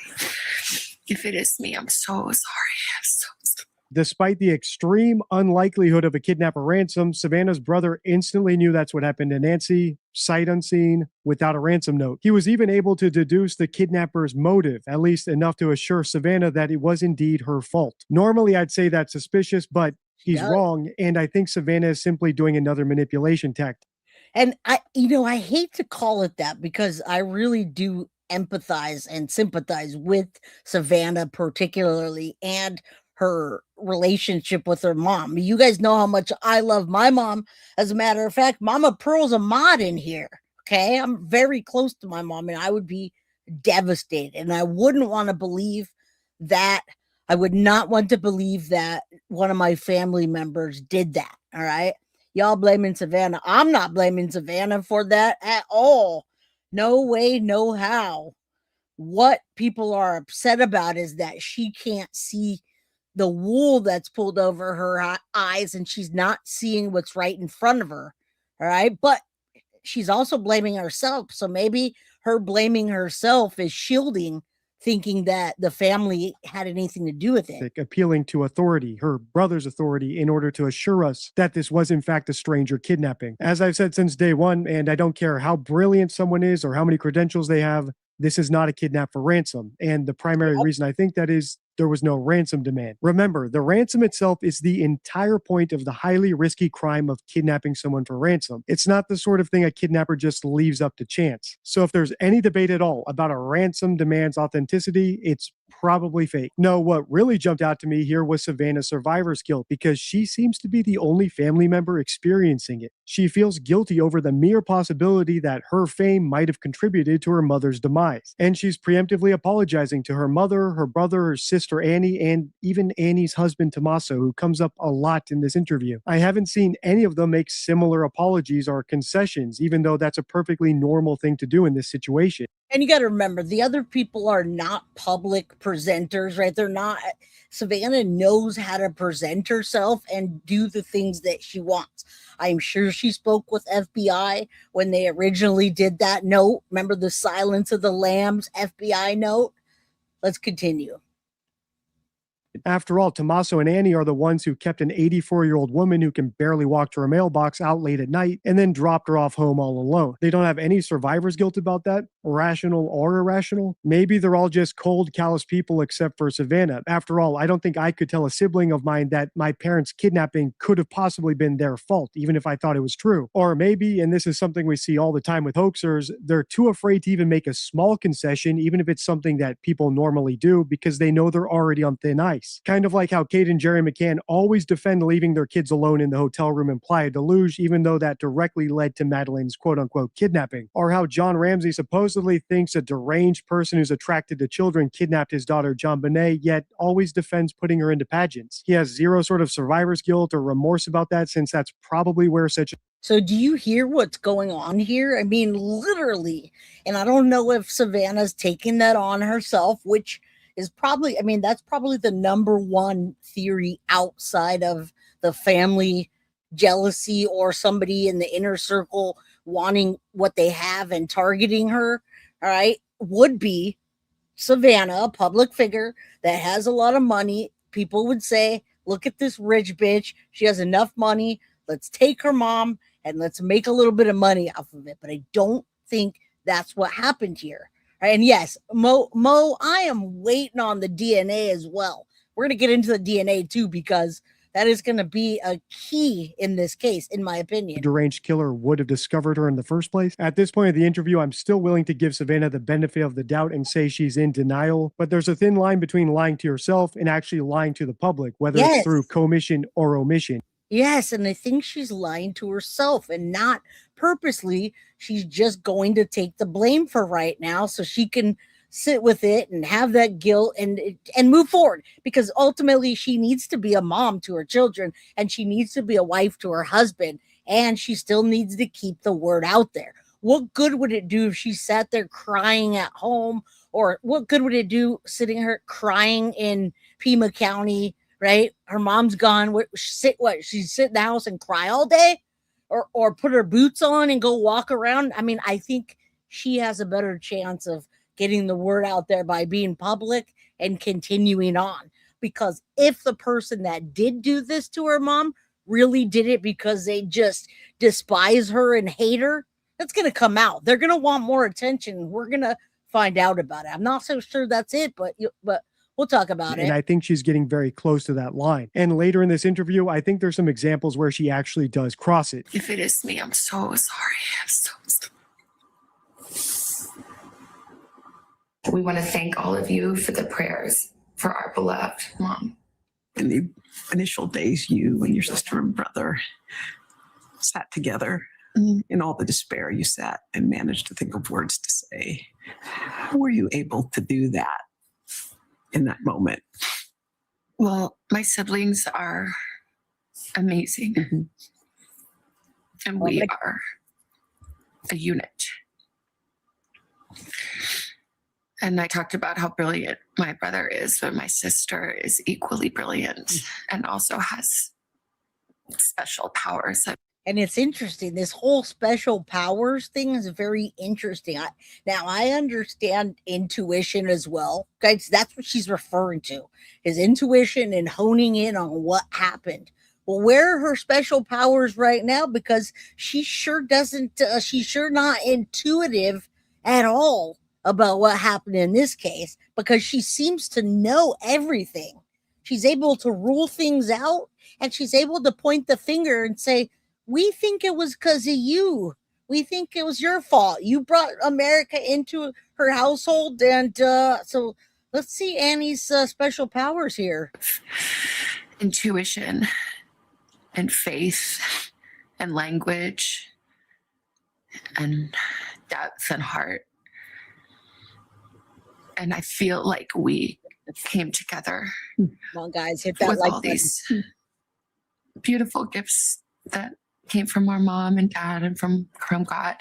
And somehow together, we did our best to come up with the words to say. Again, I believe this is just, she wants them ruled out, and she wants the public to know about her mom. Okay, now besides them making money off this, yes, Agree, Jay, about that. Thank you. We're gonna continue. You guys do me a favor, hit that like button. I'm gonna give some memberships. We have 400 people in chat. That's awesome. If you guys can hit that like button, it's free to do so, but also you'll win a membership. I'm sorry, but she's so dramatic. Is anyone angry? Some people are, because even her friend intervener, what's her name? Hoda. I can't remember her name. She has a weird name. Coda, whatever. She's crying too a little bit, but there's no tears. It's weird. And I haven't posted one thing or said one thing that the three of us haven't decided together. It is surreal. It's, how is it possible that we are having to make a video? Thank you, guys. Speaking to a kidnapper who took an 84-year-old woman in the dead of night in her pajamas with no shoes, without her medicine. This little person.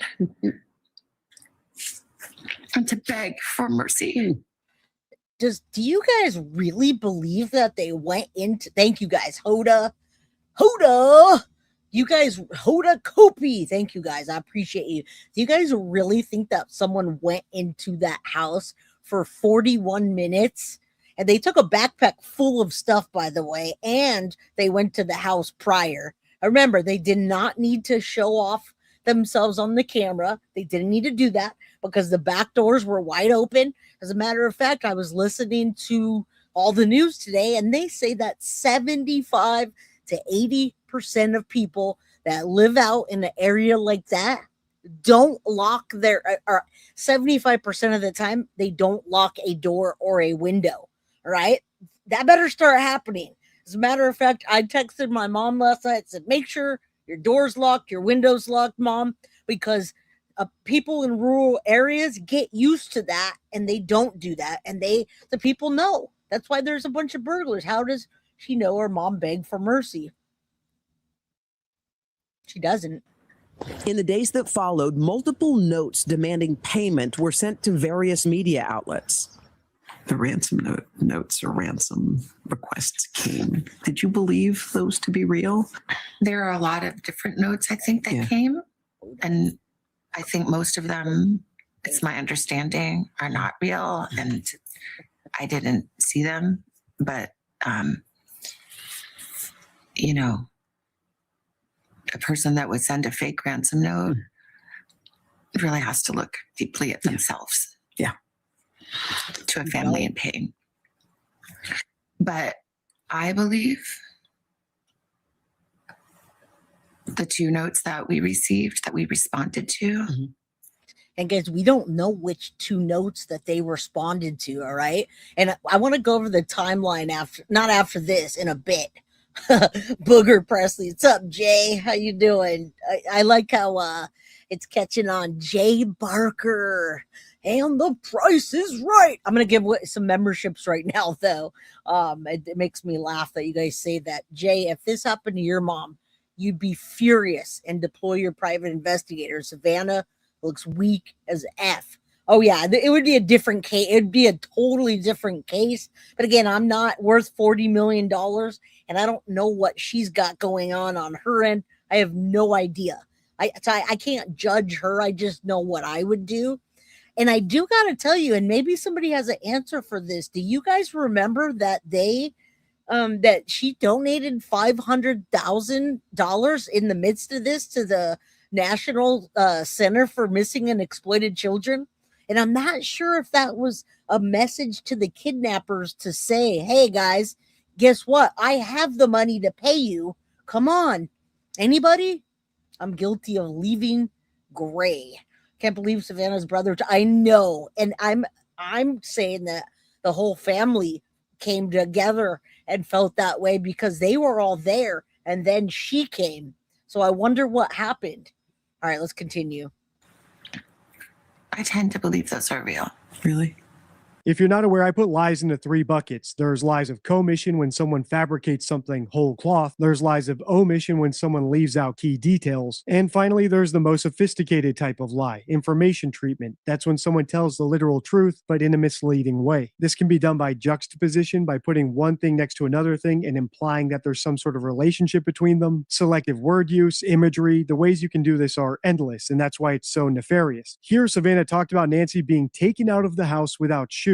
But if the video we've seen of the kidnapper is the only available video, there's no way for her to know that. Unless, of course, they inventoried all of her shoes before and after she was kidnapped. But even that wouldn't allow us to say she was shoeless, because the kidnapper could have brought some sort of outfit or clothing that he wanted her to wear. I can't say for sure because I don't know what happened. Well, we can say that only because we know that Annie and Tommy are feeding this information. They're the ones that are feeding this information to Savannah. They're the ones that were there first before anybody else got there. They could have took their special powers and manipulated the situation any way they wanted. Nana, thank you. You said I just did a rock check. That's awesome. Wow, the brother-in-law blaming her is sick. Write that one down. That's going into court. Local media. All right. Which makes me wonder how Savannah and the rest of her family are able to make such categorical declarations. She didn't have shoes. The person towered over her in her bed. She was kidnapped for ransom before any of the ransom demands, whether they're real or not, were received, and so on and so on, even down to the very first calls Annie made to Savannah, informing her that their mother was gone without even asking if Savannah knew about it. And on the topic of ransom notes, Savannah just said she thought 2 of them are real, yet they never paid any ransoms. Yet later in this interview, she says she still thinks her mother's alive, which is why she talks about her in the present tense. But she also talks about her in the past tense later in this interview too. My point is, people's stories get muddled and don't make logical sense and change back and forth when they're lying, not when they're telling the truth. And even if Savannah started out in denial about the possibility of her sister Annie and Tommaso being involved in her mother's abduction, if she later came across evidence or facts that would suggest they are guilty and she's not making those public, are actively lying about them or suppressing them, then she hasn't just abandoned the mission of getting her mother back or even finding out for sure what happened to her. Instead, she's made herself an accessory after the fact to a very serious crime. Like I've said many times in earlier videos, the human mind is very complicated, and sometimes we lie to ourselves and don't even realize it. So I'm going to continue being charitable and say that's probably what's happening here, rather than I think she's deliberately lying in order to cover up a crime. But there's still plenty more in this interview and plenty more bombshells that can affect our decision. Absolutely. And they're still coming. This case is far from cold. I got to tell you guys, DNA is being worked on behind the scenes right now. And Linda, you're talking about 110% Occam's razor. All right. That's Occam's razor is just it's what typically happens. It's not some conspiracy theory about Annie and Tommaso and a family and this and that. Occam's razor is just the most obvious. Hey, Savannah's had her mom on the show. People know she has money. They go to the restaurant in Tucson. They know she's been there since 1975.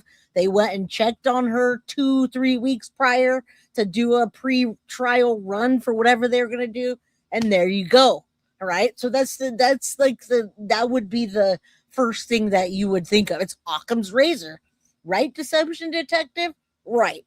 Okay. Let's continue. And thank you for the videos you make. We appreciate you. We like, subscribe, and we share all of them. All right. So if you want me to continue, let me know by liking, commenting, and sharing. Make sure to subscribe so you don't miss part 2. And if the hype button is available, please do hit that so I know that you want more like this. Until next time, stay true.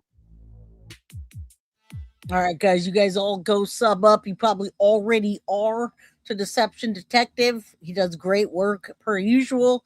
And many times we align on the cases. Right. We're going to talk about the genetic genealogy because, in my opinion, that is what's going to solve this case. Unless there's some other evidence that they have that they just simply are not telling us. Let's talk about the DNA. Now, remember, Sheriff Nanos, the clown, took that DNA that was ran through CODIS and he withheld it from the FBI. Instead, he gave it to his local lab. Instead of FBI going to Quantico and hurrying up so we can find out whose DNA is mixed with hers in the bedroom, now we're not going to know.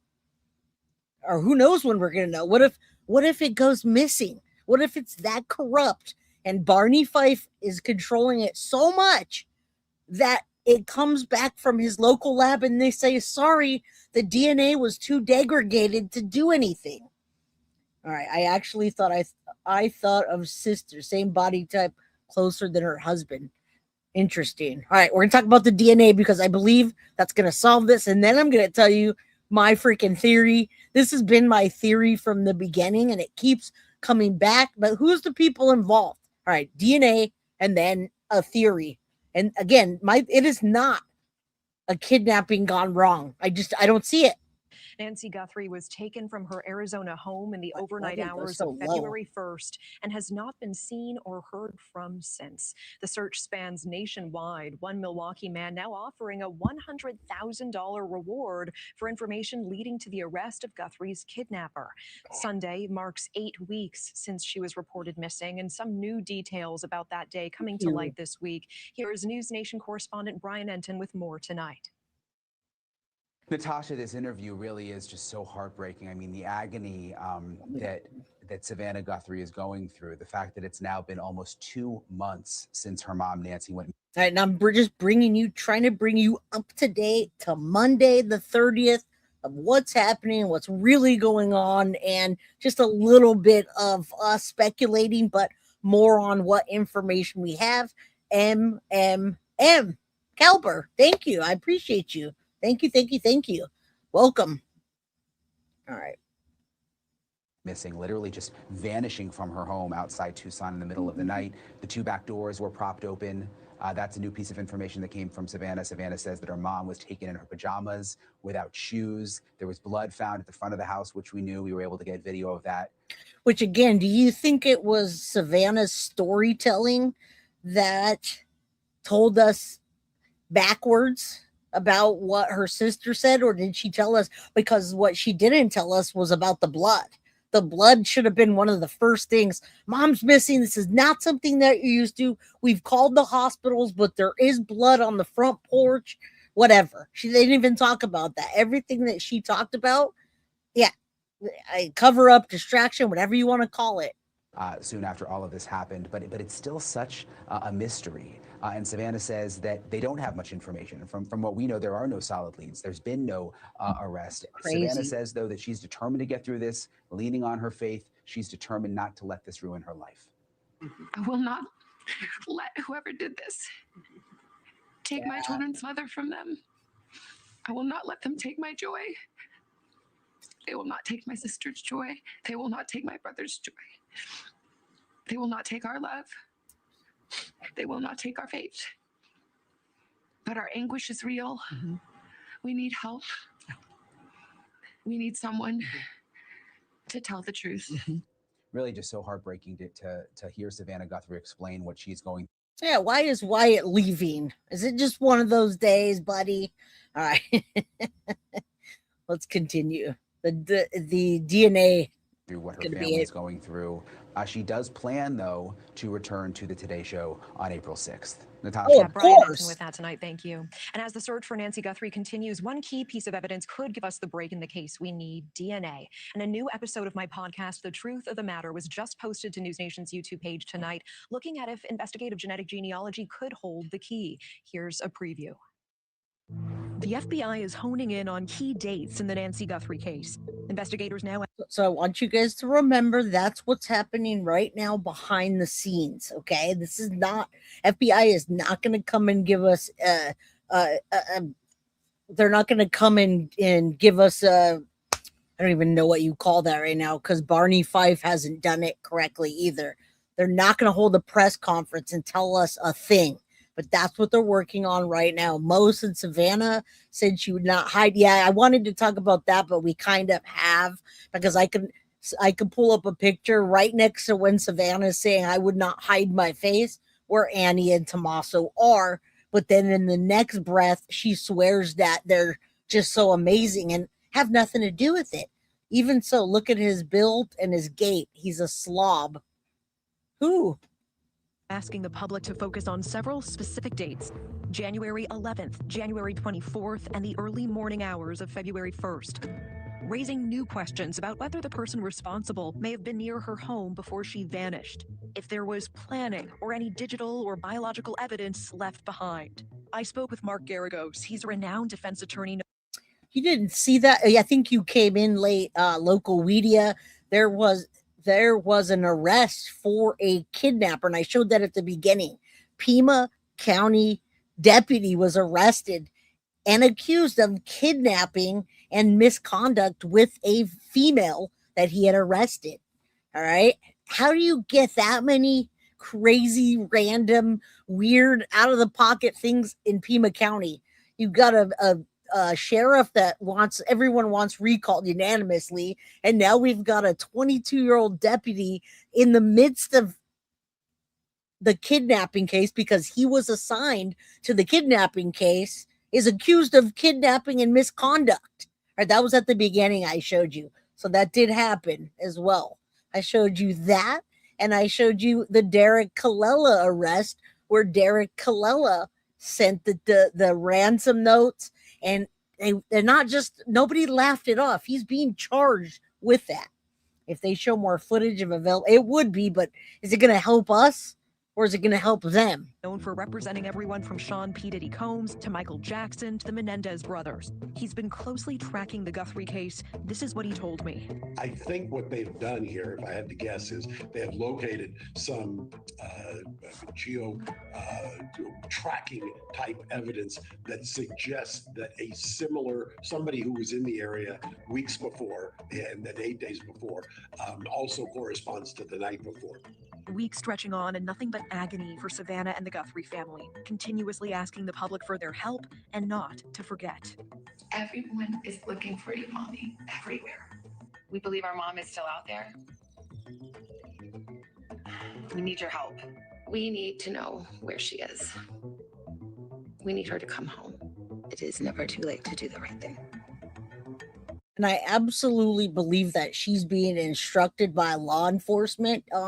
Vicky says, "Hey, Jay, you have heard Barney Fife leading the department. Is he resigning? I did not hear about that, but I would love that. That way, somebody else that's actually going to work on the case instead of going to basketball games, the gym, and everything else but his job."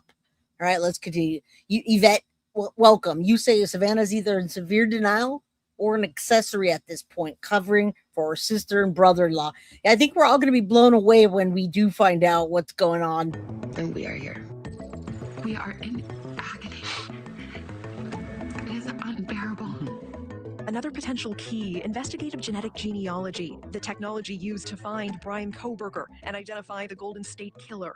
A woman at the forefront of this technique believes it's simply a matter of time before genetic genealogy solves the Guthrie case. Now, I'm telling you guys right now, we have a huge opportunity. The fact that from what I hear that they got DNA from Nancy Guthrie's bedroom, and it was mixed DNA. Nobody else's DNA was in there that shouldn't be. Everybody there that should be, except for one, mixed with hers. And I've been watching the genetic genealogy information, which we're talking about right now, and they're confident that if that DNA doesn't have degradation or get lost by Barney Fife, that we are absolutely going to have a massive target of a person in this case. And that there can be lessons learned from one of her previous cases, that of 12-year-old Michelle Welch. In 1986, she took her two little sisters to a park to play in Tacoma, Washington. She left them briefly to make them sandwiches. Her sisters found a restroom, and when they came back, Michelle's bike was there, the lunches were there, Michelle was not. That night, searchers found her body. The sixth grader had been sexually assaulted and murdered. The case went cold for decades. No one knew who killed her. That was until over 30 years later, police hired Cece Moore, who solved the crime within hours. Yes, hours, using investigative genetic genealogy. She used a DNA sample from the crime scene to build a family tree, which led her to the killer. Gary Hartman, a psych ward nurse married to a psychologist still living in that same area where he took Michelle's life. The confirmation coming after detectives tailed him, getting his DNA from a brown paper napkin at a restaurant. Well, Cece. Now, guys, nowadays it's hard to get away with something like this, especially when you go straight to the media, the local media and TMZ with kidnapping notes, okay? Yeah, Savannah has media connection, and the notes were sent to other outlets, right? All right, I'm glad you're back, girl. Good to see you. It's wild. I really think that this is going to be the evidence that targets and points at somebody directly. Again, I don't think it was one person. I'm going to stand on the fact that when we see the guy, the kidnapper, so to speak, go to the door and kind of do this. I know he's trying to get the camera off, but I also feel like he's banging on the screen door, trying to unlock it. And they did that on purpose. They have to give her the DNA reports, and I don't think authorities want CC to solve this. Moore has solved more than 300 cases, and she believes investigative genetic genealogy will crack the Nancy Guthrie case. Here she is on the Truth of the Matter podcast. What are your overarching thoughts about the Nancy Guthrie case and what genetic genealogy can do here? What are the lessons that you've learned? If they can get a viable profile from her actual kidnapper, he will be identified through investigative genetic genealogy if no other avenue works. It will happen. Oh, I don't even like to think of this, but if there is a second crime scene that is discovered, I agree, or her, remains, then that gives them another opportunity to find DNA. And so even if for some reason they don't have a viable profile now, it's not that all hope is extinguished, because there may be another opportunity. Are you fairly confident that there is a second crime scene in the Nancy Guthrie case? I mean, sure, she had to be held somewhere. And that's another thing, guys. There's got to be a second crime scene, whether it's just her, unfortunately, being already dead where they had to take her. I assure you guys, they are not taking care of her, checking her blood pressure, making sure her heart rate's correct. I don't think that she's with us any longer. I agree that second ransom note to be an apology of some sort, talking about her mom being with the Lord, etc. I think that was something that was incorporated into that. And I absolutely believe that the reason Savannah, right in the middle of this, said, here's $500,000 to the National Center for Missing and Exploited Children, that has nothing to do with the recovery of Nancy Guthrie's body. But she's showing you and me and whoever else, these people that are sending text messages and Bitcoin wallets, that this lady has the money. Show the proof, or even tell her where the body is. She'll pay it. She has it. No problem. But she was, in my opinion, asked not to pay the ransom because she'd never see her mom again or the money. So instead, hey, $500,000 to NCMEC, no problem. That alone is a crime, right? If she's kidnapped and held against her will, that place she's being held is a second crime scene. Or if she was deceased, in the car or something, again, that is also what I would call a second crime scene.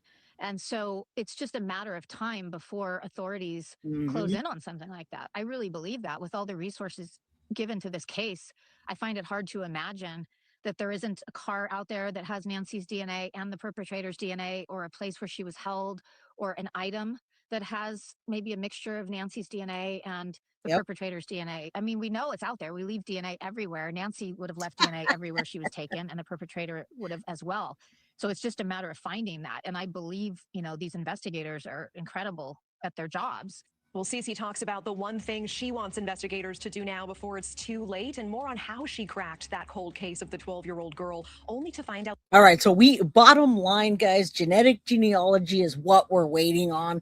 At this point, we have nothing else. I'm going to go through a theory real quick that Matt Murphy couldn't have said it better without him saying it. And I've been trying to tell you the whole time that I don't think this is a kidnapping. I don't think it's a botched kidnapping. It's something else. Is it money motivated? Yes. Is it a kidnapping? No. Do I think that Nancy Guthrie's alive? No. Do I think that she lived much longer after she got out of the house in the dramatic way that they did the blood drops? No. All right. I don't think if they took her across the border, it was only, in my opinion, to get rid of her body. Now I see probably 50 people in chat talking about the problem with the timeline. right after this, I'm going to go over the timeline and the new questions about it so that we can talk about the timeline and what the problem is with that. All right, check this out. Matt Murphy, former homicide prosecutor, shares his thoughts on what he thinks this is. If it's not a robbery gone wrong, if it's not a kidnapping gone wrong, if it's not just a straight up robbery or somebody just really hating either Savannah or Nancy, which this seems like a bit much for it, but hey, look at the Tepe case. You never know. And look at that. The doormat still sits there. Even though the DNA, could have been, and I listened to a whole episode about how the DNA could have been extracted from those plants that he was holding in his hand while biting the bite light, etc. Maybe footprints, maybe they would have got a bloody print on the way back. No, it's done, it's lost, it's gone. Yes, and we're 58 days now today. All right, let's continue. It's now to talk more about the case is former Orange County homicide prosecutor Matt Murphy. Good morning. Good morning. How important is it in an investigation for investigators to know that they are indeed communicating with the kidnappers? You know, guys, this is one of those things. I did homicides for 17 years, and this is one of those rare occasions that I really hope I'm wrong. I don't think there are any kidnappers. I think this was a body removal from the very beginning.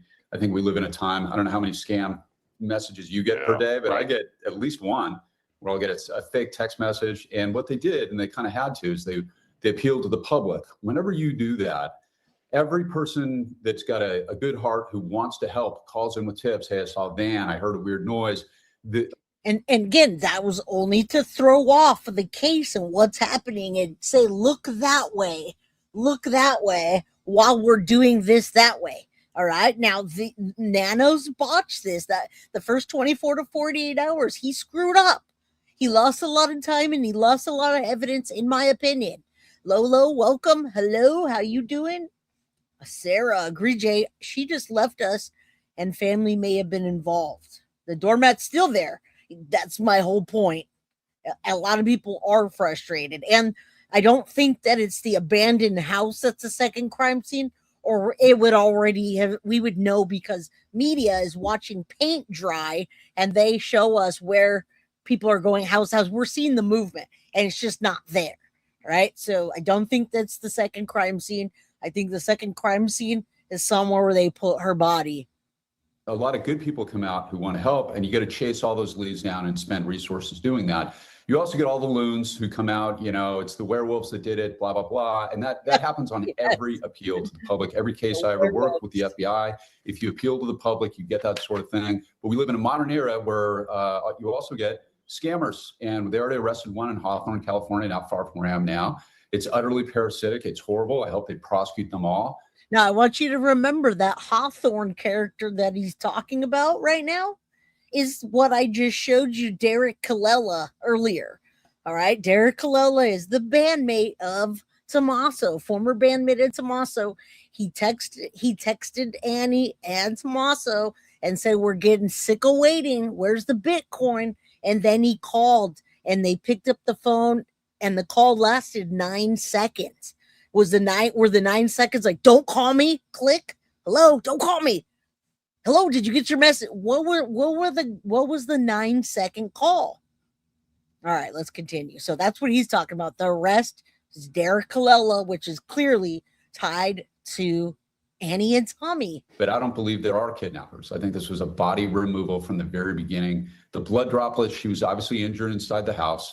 One of the big myths in this case, guys, is that she was alive when her pacemaker separated from the Apple Watch. That's not necessarily the case. The pacemakers keep going after the heart has stopped. A lot of people don't know that unless technology has radically changed since the last elderly person with a pacemaker. I worked in one of those cases before.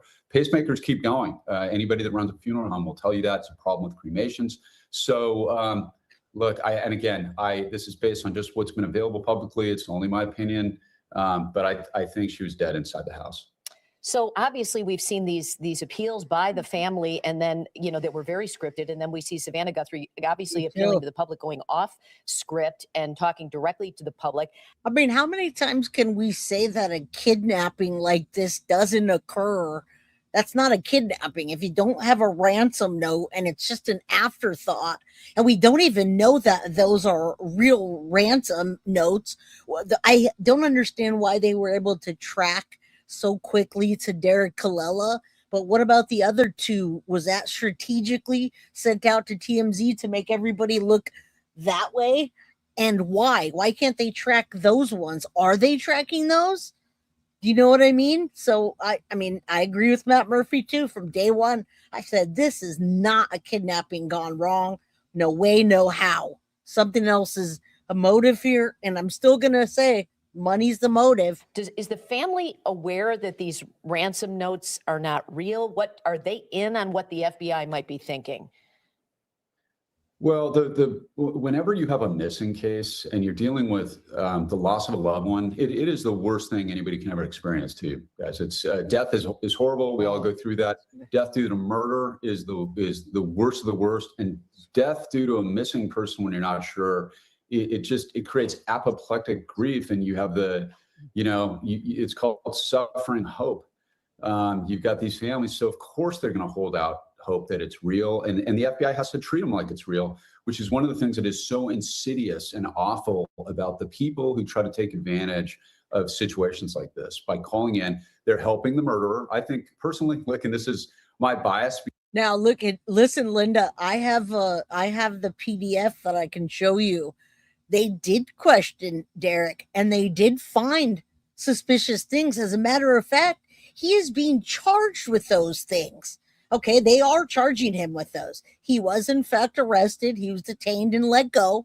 The other ones did not, and I repeat, did not turn into any kind of criminal investigation. But Derek Colella's does, and it stands, right? He's got 2 counts. 1 count with intent to transmit a demand for ransom, and 1 of the interstate or foreign communications made a telephone call and utilized a telephone device. I'm looking at 5 pages here of the counts and the disappearance of Nancy with USA versus Derek Colella. So did they find things not suspicious? That's not the case. They did, and it's still there. All right, it's still there. And who is Derek?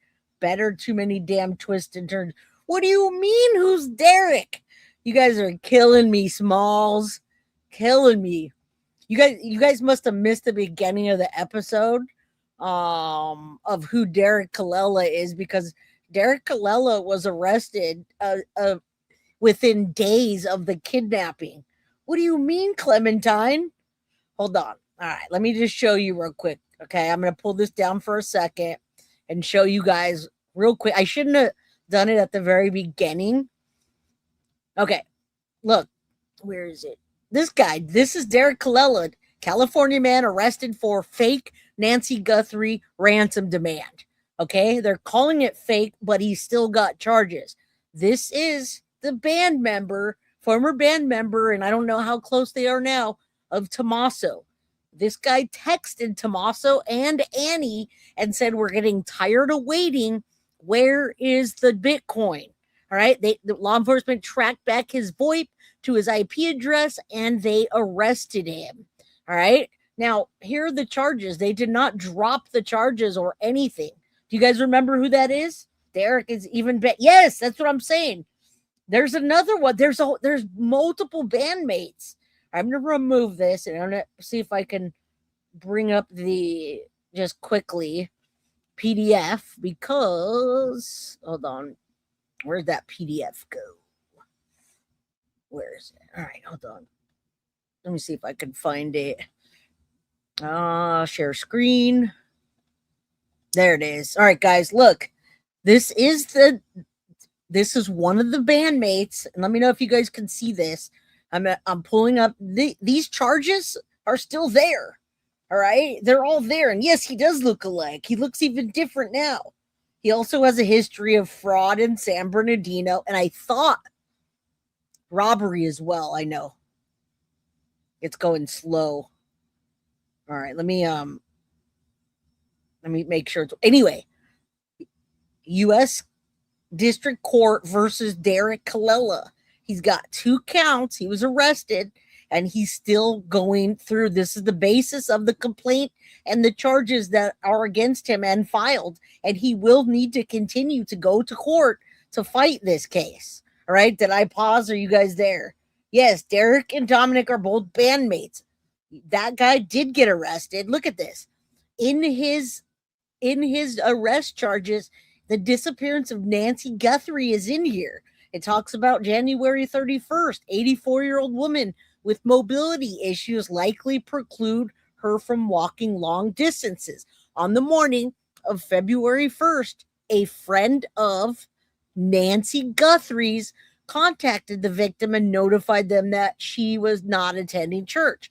At approximately noon, February 1st, Nancy Guthrie's family entered her residence and determined that she was missing and reported her disappearance.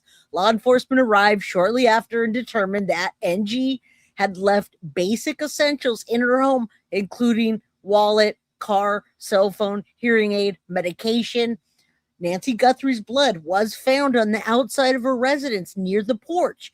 On February 2nd, 2026, KOLD, a CBS affiliate in Tucson, Arizona, received a ransom demand via online tip portal. The demand listed a Bitcoin wallet addressed to receive the ransom payment.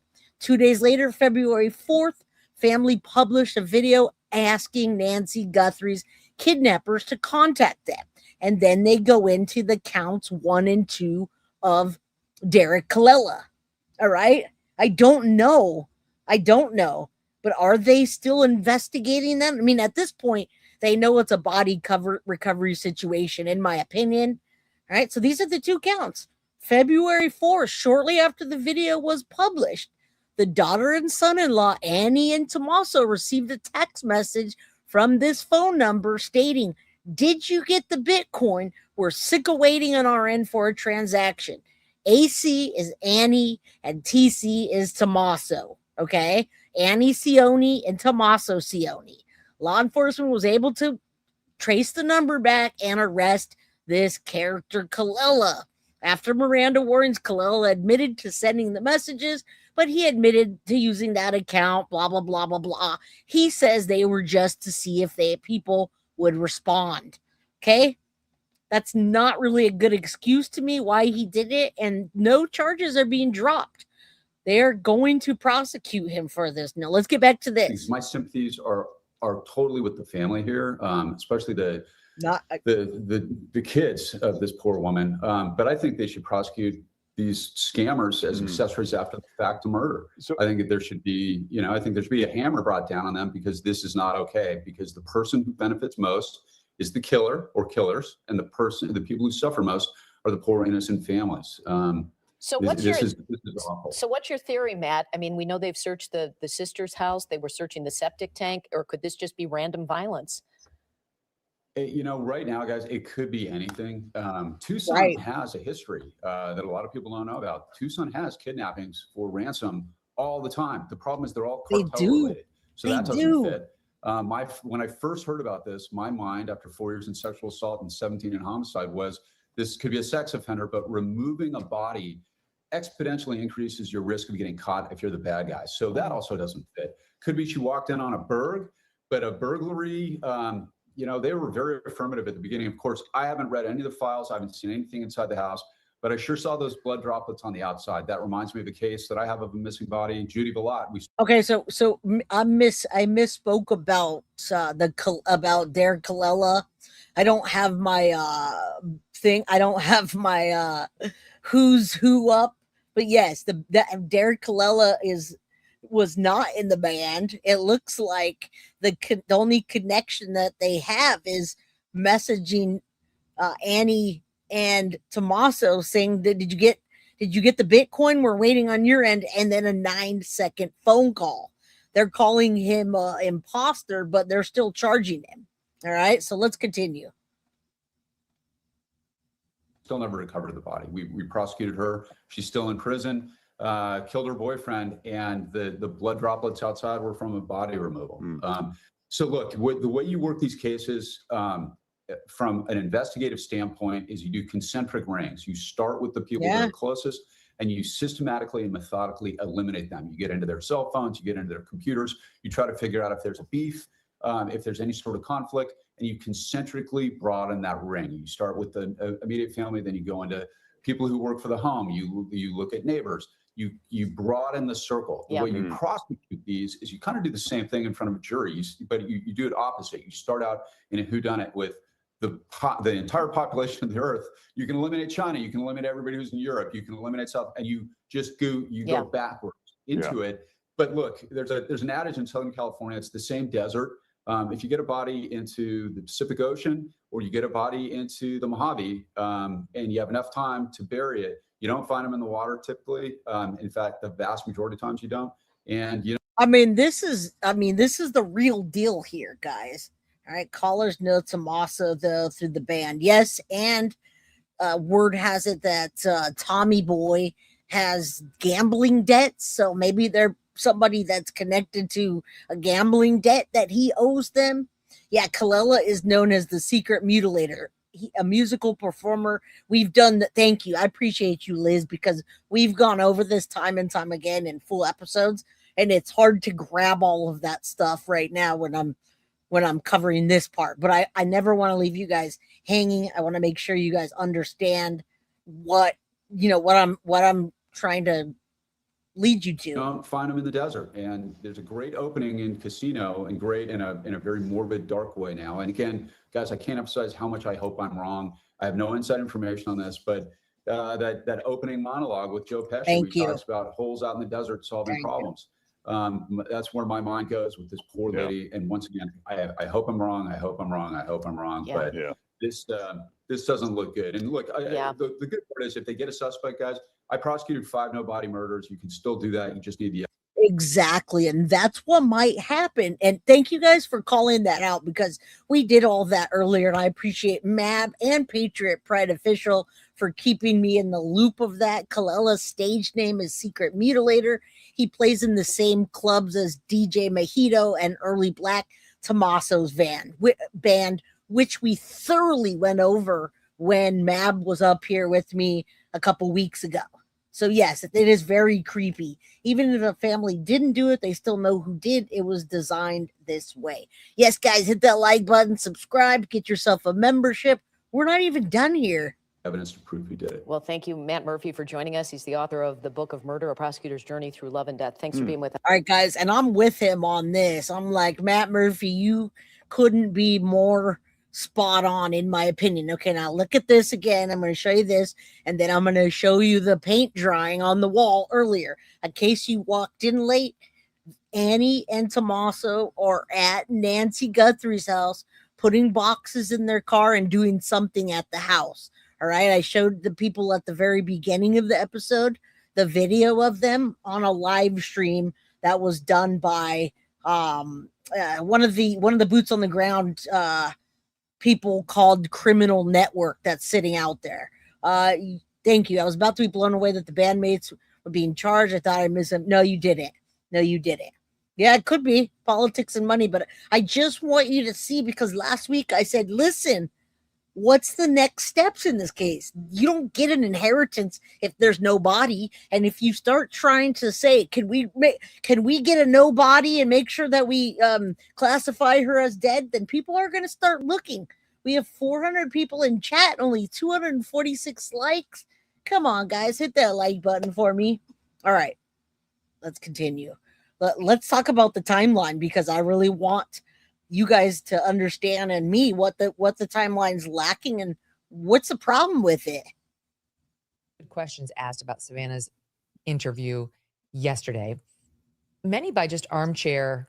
But really, we're talking about the new questions put into the timeline. Does it make sense? Detectives or regular civilians, Maureen, who have been covering this case.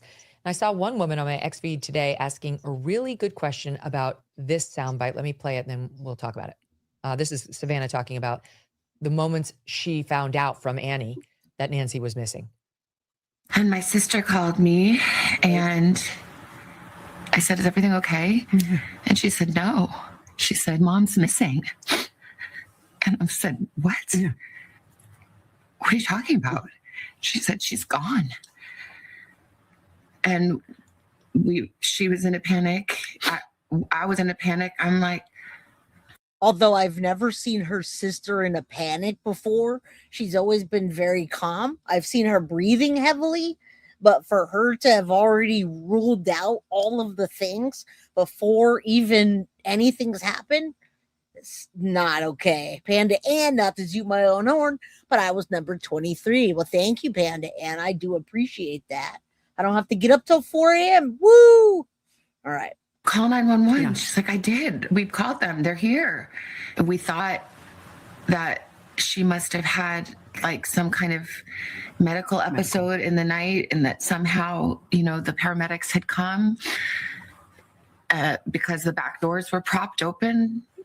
You know. And do you hear what she's pointing out to Savannah? Just please keep these things in mind, because why point that out first, that the back doors were propped open, but not say that the front door had blood on it and the camera was gone? Why not say that? Wouldn't that be even more eye-opening and make you want to move your ass faster?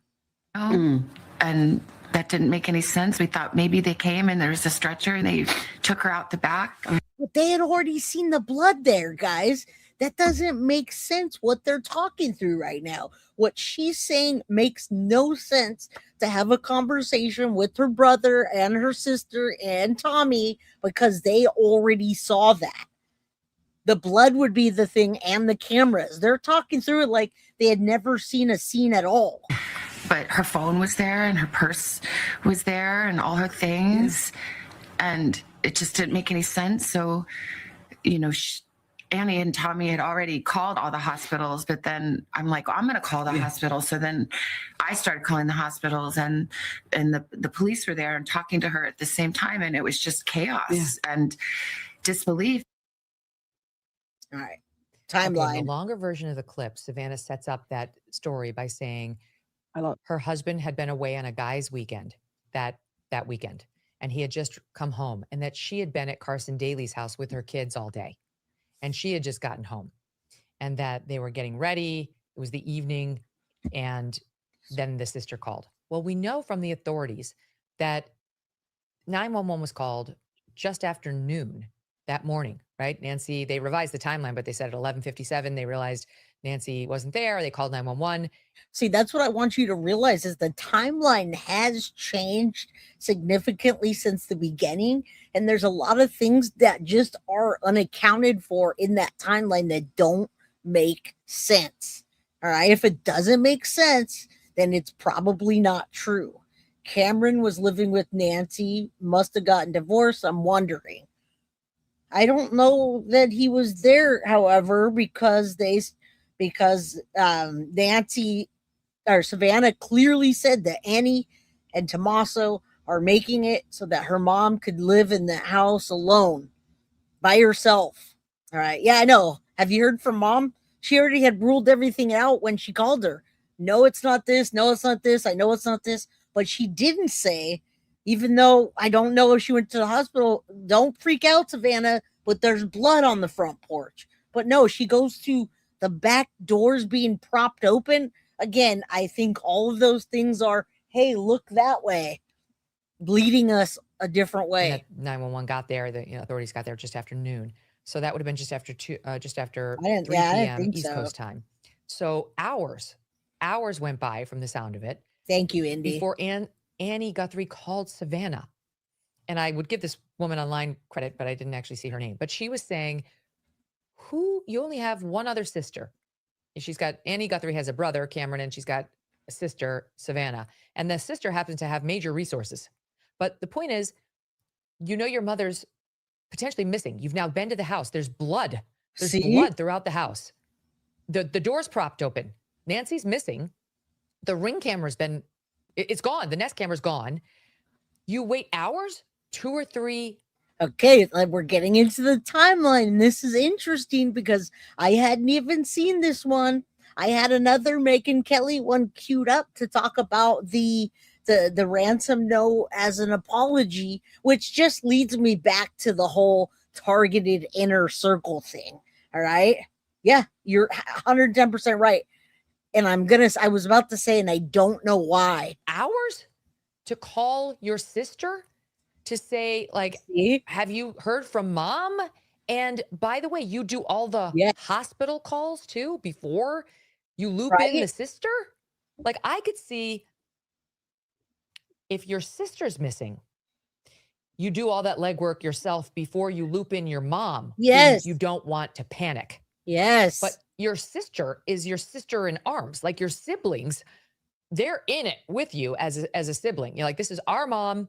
Like, it's all hands on deck. And also, wouldn't you have just called her to say, have you heard from her? You know what? I would love to see those phone records, you guys. I would love to see if she actually called all the hospitals and did her due diligence. What was the 9-second phone call? Oh my goodness. Rachel, what's up, girl? Says, okay, my theory. She is, I'm telling you. Damn. It is very strange, the more I think about it, that Annie Guthrie did not call Savannah Guthrie for hours, apparently, after she knew that something had gone very, very wrong with the mother. She was probably just, you know, I mean, Annie's going to say that she was trying to figure it out and that she and Tommaso were. But to your point, you know, I would absolutely, one of my first phone calls would be like to one of my sisters, hey, get on the phone and call these 3 hospitals. I'll have Eileen call the other 3 hospitals, and, you know, or divvy up these nearby hospitals between the 2 of you. I'm here. I'm doing a ground search. I'm trying to find mom in the house. I have no idea why the door is propped open. There's blood in the front entryway. But I could see how the only thing that really stands out to me is that door being propped open. Not the only thing, but the thing that really blows my mind is that door being propped open because she apparently left through the front door. Exactly. In my last episode, I said, are these all just distractions? Because it just doesn't make sense. And when it doesn't make sense, there's information that's incorrect. Thank you, Kel. Yeah, tonight we're covering the Nancy Guthrie case. Everything we're discussing is just speculation at this point. Facts are presented, and the only facts that are here are the ones everybody knows about. There's nothing new. However, there are new scenarios and things that we're discussing due to the new interview that came out. So thank you. Thank you, Kel. I appreciate you. And I mean, was the initial plan to pull the car around back and then they had to abort mission and the driver came up on the circle driveway instead and then they went out the front door? I don't know. But with them removing the camera, that makes me believe that part of the plan was to remove Nancy via the front door. And perhaps if it was a kidnapping to begin with, that was the plan, they wouldn't want the family to see what condition she was in when they pulled her out of that house. But they had already removed that. That's the problem. He had already gone and removed the camera. We don't know that for a fact because, right, we only have like bits and pieces because they weren't paying their subscription. But that says to me they were setting that up as being very staged. And the reason they didn't take her out back, guys, like I said earlier, do you see the terrain? There's nowhere to go in that terrain from around the back. Somebody that can't walk to the mailbox is certainly not going to want to walk around the back and all the way back to the front and down the driveway. And so they propped those open. They did a lot of things, in my opinion, to leave things staged as is. And then they brought her through the front door. The blood droplets stop where a car would have pulled up, and boom, you got it. All right, let's continue. Well, we speculated yesterday, James was here, about whether maybe they did take her out of the house. Maybe they threw her over the shoulder and walked out of the front of the house. That's what I think. And one of the questions I have is, wow, does Savannah know that her mother was wearing the pajamas? She said that yesterday, without her shoes, in her pajamas, because she's seen maybe additional images from the Nest camera that the rest of us haven't seen? Or is it more likely that she's going off of what was in that first ransom note that she's taking so seriously, James, which you heard Harvey Levin say describes what Nancy was wearing. And maybe she's just going by that maybe the note says we took her in her pajamas without her shoes. Yeah, and it's interesting. I didn't catch, but what she led with was that when Savannah, what she led with was when she talked to her sister, that her sister said something's odd, mom's missing, and notice she said the door was propped open. Well, what about the blood? Exactly. If you and I were brother and sister, Megan, and I called you and I said, hey, there's blood all over mom's porch, I'd leave. That would be the first thing I would lead with, by the way. And welcome, Patriot Pride. Jess is in the house, just getting here. It's staged for a reason. Homeless Creeps is not being staging. I agree. And why ruin cameras if the other cameras didn't see you? Yeah, I think we all can agree. And we can all agree, what is this story that Annie and Tommy are telling Nancy? Why is it backwards? Remember, they're the ones that are setting the narrative. And you just heard Megan Kelly say it took them almost 2 hours to call 911. Now, 2 hours to call 911 under the assumption that they did not go do a boots on the ground search around the perimeter because Savannah already ruled out. Annie had already ruled out to Savannah. There's no way that this is not the kind of thing that you're used to, Savannah. These are not the kind of cases you're used to because mom can't walk that far, so she wouldn't have wandered off. But she's missing. The doors are propped open. Well, what about the bloody porch? The most significant thing, and the camera being ripped off. Those are the two things that you would look for. Damn, where's those cameras? Let's check them. Ah, shit, camera's gone. Let's get on the Wi-Fi and check the camera that you can check that's not recording. What happened with that? Nobody did that. I just can't understand because I can go onto my cameras right now. I've got Ring and Nest, and I can watch my cameras from anywhere I want to, whether it's recording or not. Why didn't they do that? You're telling me they weren't watching her on camera? They were 10 minutes away from mom that can barely walk, and they had no way to monitor? It just doesn't make sense. With that, I wouldn't lead with door propped open, right? I'd lead with blood. I'd lead with camera knocked off the front. That was not said. And I try not to ever really get involved in family dynamics and why, a call was made or not made. We just don't know enough. I don't know enough about that family dynamic, but if they're taking care of, meaning if Savannah's sister and her brother-in-law are taking care of the mother and they're there frequently, there might be a lot of things going on that they don't ever call Savannah about. And I don't know the family well enough. I do know families, and sometimes that does happen. So I don't find the 3 hours terribly, strange, but I do have a problem with the not knowing about. So did she not know? I mean, I find it a bit more strange now that I know Annie just completely ruled out that this case wasn't going to be a case of somebody just walking off. Okay. She ruled out a few things before Savannah ever got a chance to even say anything. Now, did she walk around? I doubt it. Did they go do a boots? We would have heard all of that stuff. No, and no. They also would have messed up the crime scene a bit because we have people in the house now doing things and saying things and moving things and seeing things and inventorying things. All right. Hours before they ever called 911 or Savannah. And I wonder how long between the time that they called 911 and Savannah, how long that time period was, because when they did call Savannah, she said, did you call 911? She's like, oh, I already did. They're on their way or they're here, something like that. About the blood, why not lead with that? It makes me feel like they didn't know. It's possible she's been told, not to discuss evidence like at the crime scene. Maybe she thinks the blood is not to be discussed, even though we've all seen it. It's not a secret thanks to the investigators. I feel like they didn't know. I feel like, the law enforcement, they remember yesterday we talked about law enforcement trying to talk. It sounds like that they're trying to tell the family it's not a big deal. People go missing all the time. And the family keeps saying, no, you don't understand. She can't just walk away. She has this heart thing.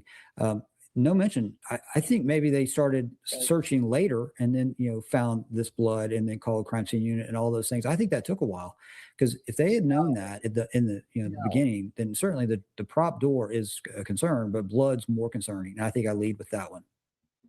Definitely. I would too. But meanwhile, yeah, go ahead. With regard to what she was wearing, it could be a simple case, Megan, of one of the granddaughters bought her a Hello Kitty sleep shirt or something, and she always wore either that or this other thing, and they all know it, and or something very anecdotal like that, and they noticed that one of them was missing. That the sleep shirt she always wears is missing. Something distinctive. That's what I thought of when I heard that. I mean, I'll tell you something. I know exactly what my mom sleeps in. I know exactly what it is. And if somebody ever took her while wearing it, they'd be able to convince me in a heartbeat that they had her. It's like distinctive. I know and again, we don't know what they said. We don't know what the ransom note said. Nobody's told us. Savannah has alluded to the fact that certain details are put in there, but that's about it. And she's still like, oh, well, I think 2 of them that we responded to are real. Okay, so why were they real? What was said? And we still know. Rachel 508, thank you so much for the $9.99 super sticker. I appreciate you. That's awesome. All right, I think this is a lot. I think that it was a good idea for Savannah to go and do this because the leads were drying up and now it's starting to renew. Media is going back. We'll see what happens. Option she has and what she does. So if that's the case here, then maybe there was something that really convinced them this person in the first note. Hey, Midnight Lace. Person. But I have my doubts because we have seen the Apple Watch on Nancy on previous Today Show segments. We've seen Nancy's cane on previous segments. I don't know if they mentioned the cane, but they might have known that she was not that mobile from that information. We've seen, as we discussed now, the inside of Nancy's bedroom in that videotape that we found from 2013. I don't know whether this person ever saw that, but if you were doing a planned kidnapping on Nancy, you might take a deep dive into whatever segments you could find where they showed the inside of Nancy's home, which they did. Hence why they blame and guys, Occam's razor does say that. Occam's razor, there are 2 things that are that just means the simplest thing is probably what it is, which is the majority of the time, right? The most uncomplicated, non-complex thing is, the husband killed the wife, or the wife killed the husband, or the daughter and the son-in-law that need money, or the fact that Savannah has money. People know it. She's been there for a long time. They studied her. They saw the mom, knew she lived there alone, and did that. But they didn't take anything except the mom. So that's where it goes awry. That's where it doesn't make sense. On the Today Show. So it's very possible this person could write a convincing note that they had Nancy, even if they didn't. I as we've discussed before, I don't understand a kidnapper who's like, check the floodlight as proof that I have Nancy. Like, Maureen, that just doesn't, like, the floodlight, that's something anyone can see from the outside of the house. Well, yeah, the floodlight, but the Apple Watch, I'm convinced, because for the FBI to take this seriously, and James can agree with me because they were talking about it, they got together, everyone discussed it. It had to be something specific, like I ripped her Apple Watch off. I broke the buckle to where she hooked it on. I threw it. He said it was the location. I threw it. Harvey said the location. I threw it under her nightstand or under the dresser, or I threw it into the bathroom, something like that. So it's got a couple of elements that just no one else. Now, guys, it could absolutely be that. Patriot Pride Jess, it can absolutely be Nancy's that Nancy's the target. She was very well-spoken, but she was also very well-spoken and stuck on what she wanted to do, her theories politically, and the things that people don't usually like to discuss openly because it gets people angry. So yes, we certainly could find out with the genetic genealogy that it was someone that was just seething over her views, and Savannah too. And then because they were in the house 41 minutes and she died, they said, let's take her, because now we're not going to get anything. We might as well take the body out and shoot for a ransom. I mean, it certainly can be that. Okay. I don't want to just be stuck on one thing, but this is just what makes the most sense right now. There's certainly information that we don't know. Else knew about unless they were there. That's exactly right. Go ahead, James. Yeah, that's exactly right. And yeah, again, she's very emotional and she's hanging on to any thread at all. And so for her to believe that, the note was for real, I completely understand how that could happen due to, the emotional nature of it. And not to say that her brother's not emotional, but I'd love to hear from him. Did he think, or did the other sister believe that, this was real? I'd like to hear from them.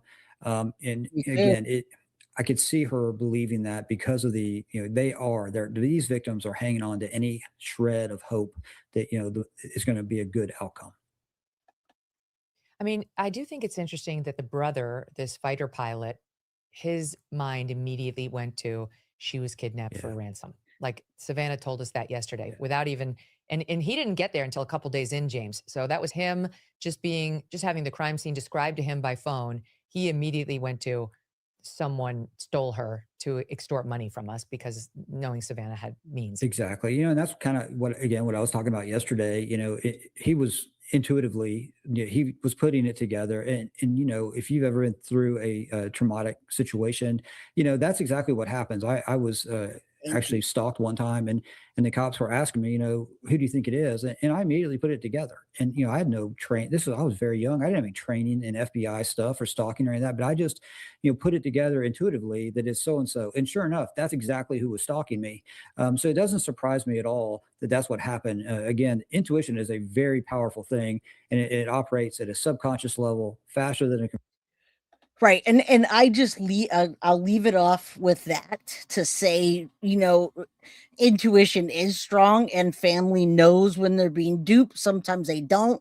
They've got the blinders on, but it really makes me wonder why somebody would go out of their way to, again, Nancy's missing, why they'd go out of their way to send a ransom note if they really wanted money to a news outlet. Multiple news outlets, knowing that law enforcement is going to be all over that. And there's no way they're going to get away with that. Even if they got the money in Bitcoin, it would eventually be tracked, in my opinion. Okay. I know. Accuse me of hurting someone like my mom and see me speak up. Let me just show you real quick. So if you guys just came in here, there was Annie and Tommaso earlier at the house putting stuff in the car. They're the ones that have to take care of things. They were the people that were taking care of things. Okay. So I was watching, let me remove this. Is this it? No. I was going to put the playable one on, but really I want to show you a couple other things before I let you guys go. Wow, we've been here for 2.5 hours. My bad. Hold on, let me just show you real quick. Motherfucker, I don't know if they'd taken something. He backed up. He obviously rode in and then backed up. So that's Tommaso putting stuff in the trunk at the house. Question him? Did Savannah ask about? Just kidding. No, she never mentioned that. The umbrella, Holmes. So you'll see him in a second. Hold on. He's not there at the car right now. I tried to zoom in. I'm not good at the zoom part. Let me see. Nah, he's there. Watch. See, guys, and then I lose the thing. Let me just That's all they're sitting out there doing is can't watching. even fucking helping, and I cuss. So he paid me, but I can't say he paid me. So I don't know.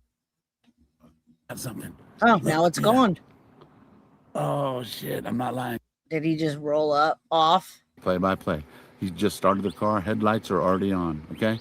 He's moving. I'm looking away. Though. I'm looking away. Be cool. Be cool. There's another car coming right here. Hopefully it blocks him. And it's California pulling back up again. You guys, he's in the car. I believe he started the car, guys.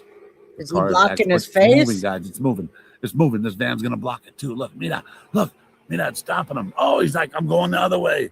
He's going out the other route. Mira. He saw the van here blocking him. He didn't fall for it. He's like, all right. That was a boots on the ground Look at stuff. all the white vehicles, guys. Hello. All right. I'm going to pull that down. I don't want to watch paint drying, but you guys certainly can. All right, I do want to go a little bit into this because there's quite a few things that I can relate to on this. So you guys, I still have 366 people in here. I do have stuff to do. But I think you guys, if you guys hit that like button and you're going to be here for a minute, let's talk about this because this show is like really, really good. According to her. The Discuss, information. as always, Robin Dreek, retired FBI Special Agent, Chief of the Counter. Standpoint blew me away. From an investigative standpoint, blew me away. There were so many particulars that she mentioned that really impact this investigation. First of all, the major one was that 2 notes she believes, and I think she believes them because law enforcement believes them, are real. So those 2 notes she believes are real. And I have to say, and this just came out like 8 hours. Well, now it's been like probably 10 hours ago, but I just wanted you guys to hear some of the thoughts from across the board of each person, right? Yeah, we got a teacher and a poet. Midnight Lace says, I'm listening and cleaning. I know, I got stuff to do. Baby Guilty had the day off, and she's back after a weekend tomorrow, so you know how that is, getting kids back to school. I'm not surprised. I don't think all of us believe they weren't real. It wasn't that. It was that, were they truly for money, or was it much more deep-seated to hurt and to just cause more pain for the family? Which is the typical reason why people who do these ransom notes that are fake, right? Not really for money. So in this case, what I gleaned by her saying they're real is they're from the real abductors. And that is a big revelation to them. Yeah. Do you think, Jen, that those are, because attacking this from 2 sides, definitely targeted that home for something inside. And now because of Savannah stuff, I've kind of swayed back more towards, the targeted abduction side, because that. But do you see how the case is flip-flopping? We're not hearing anything new, guys. There hasn't been a press release or a press conference or anything that's come out new about anything. And we're still going based on what Savannah was telling us in that interview.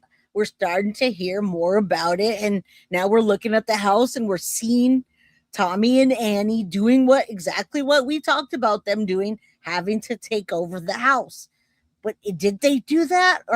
And are these ransom notes real? They don't think, I think Koff thinks it is, but they're split. It's a split decision here. Those statements about those notes, do you think those are the notes that were sent into TMZ that everyone knows about that she thinks were real, or are they something that was privately held that no one's even heard of? I think they're the 2 notes that TMZ got. TMZ, I believe, got 6 notes.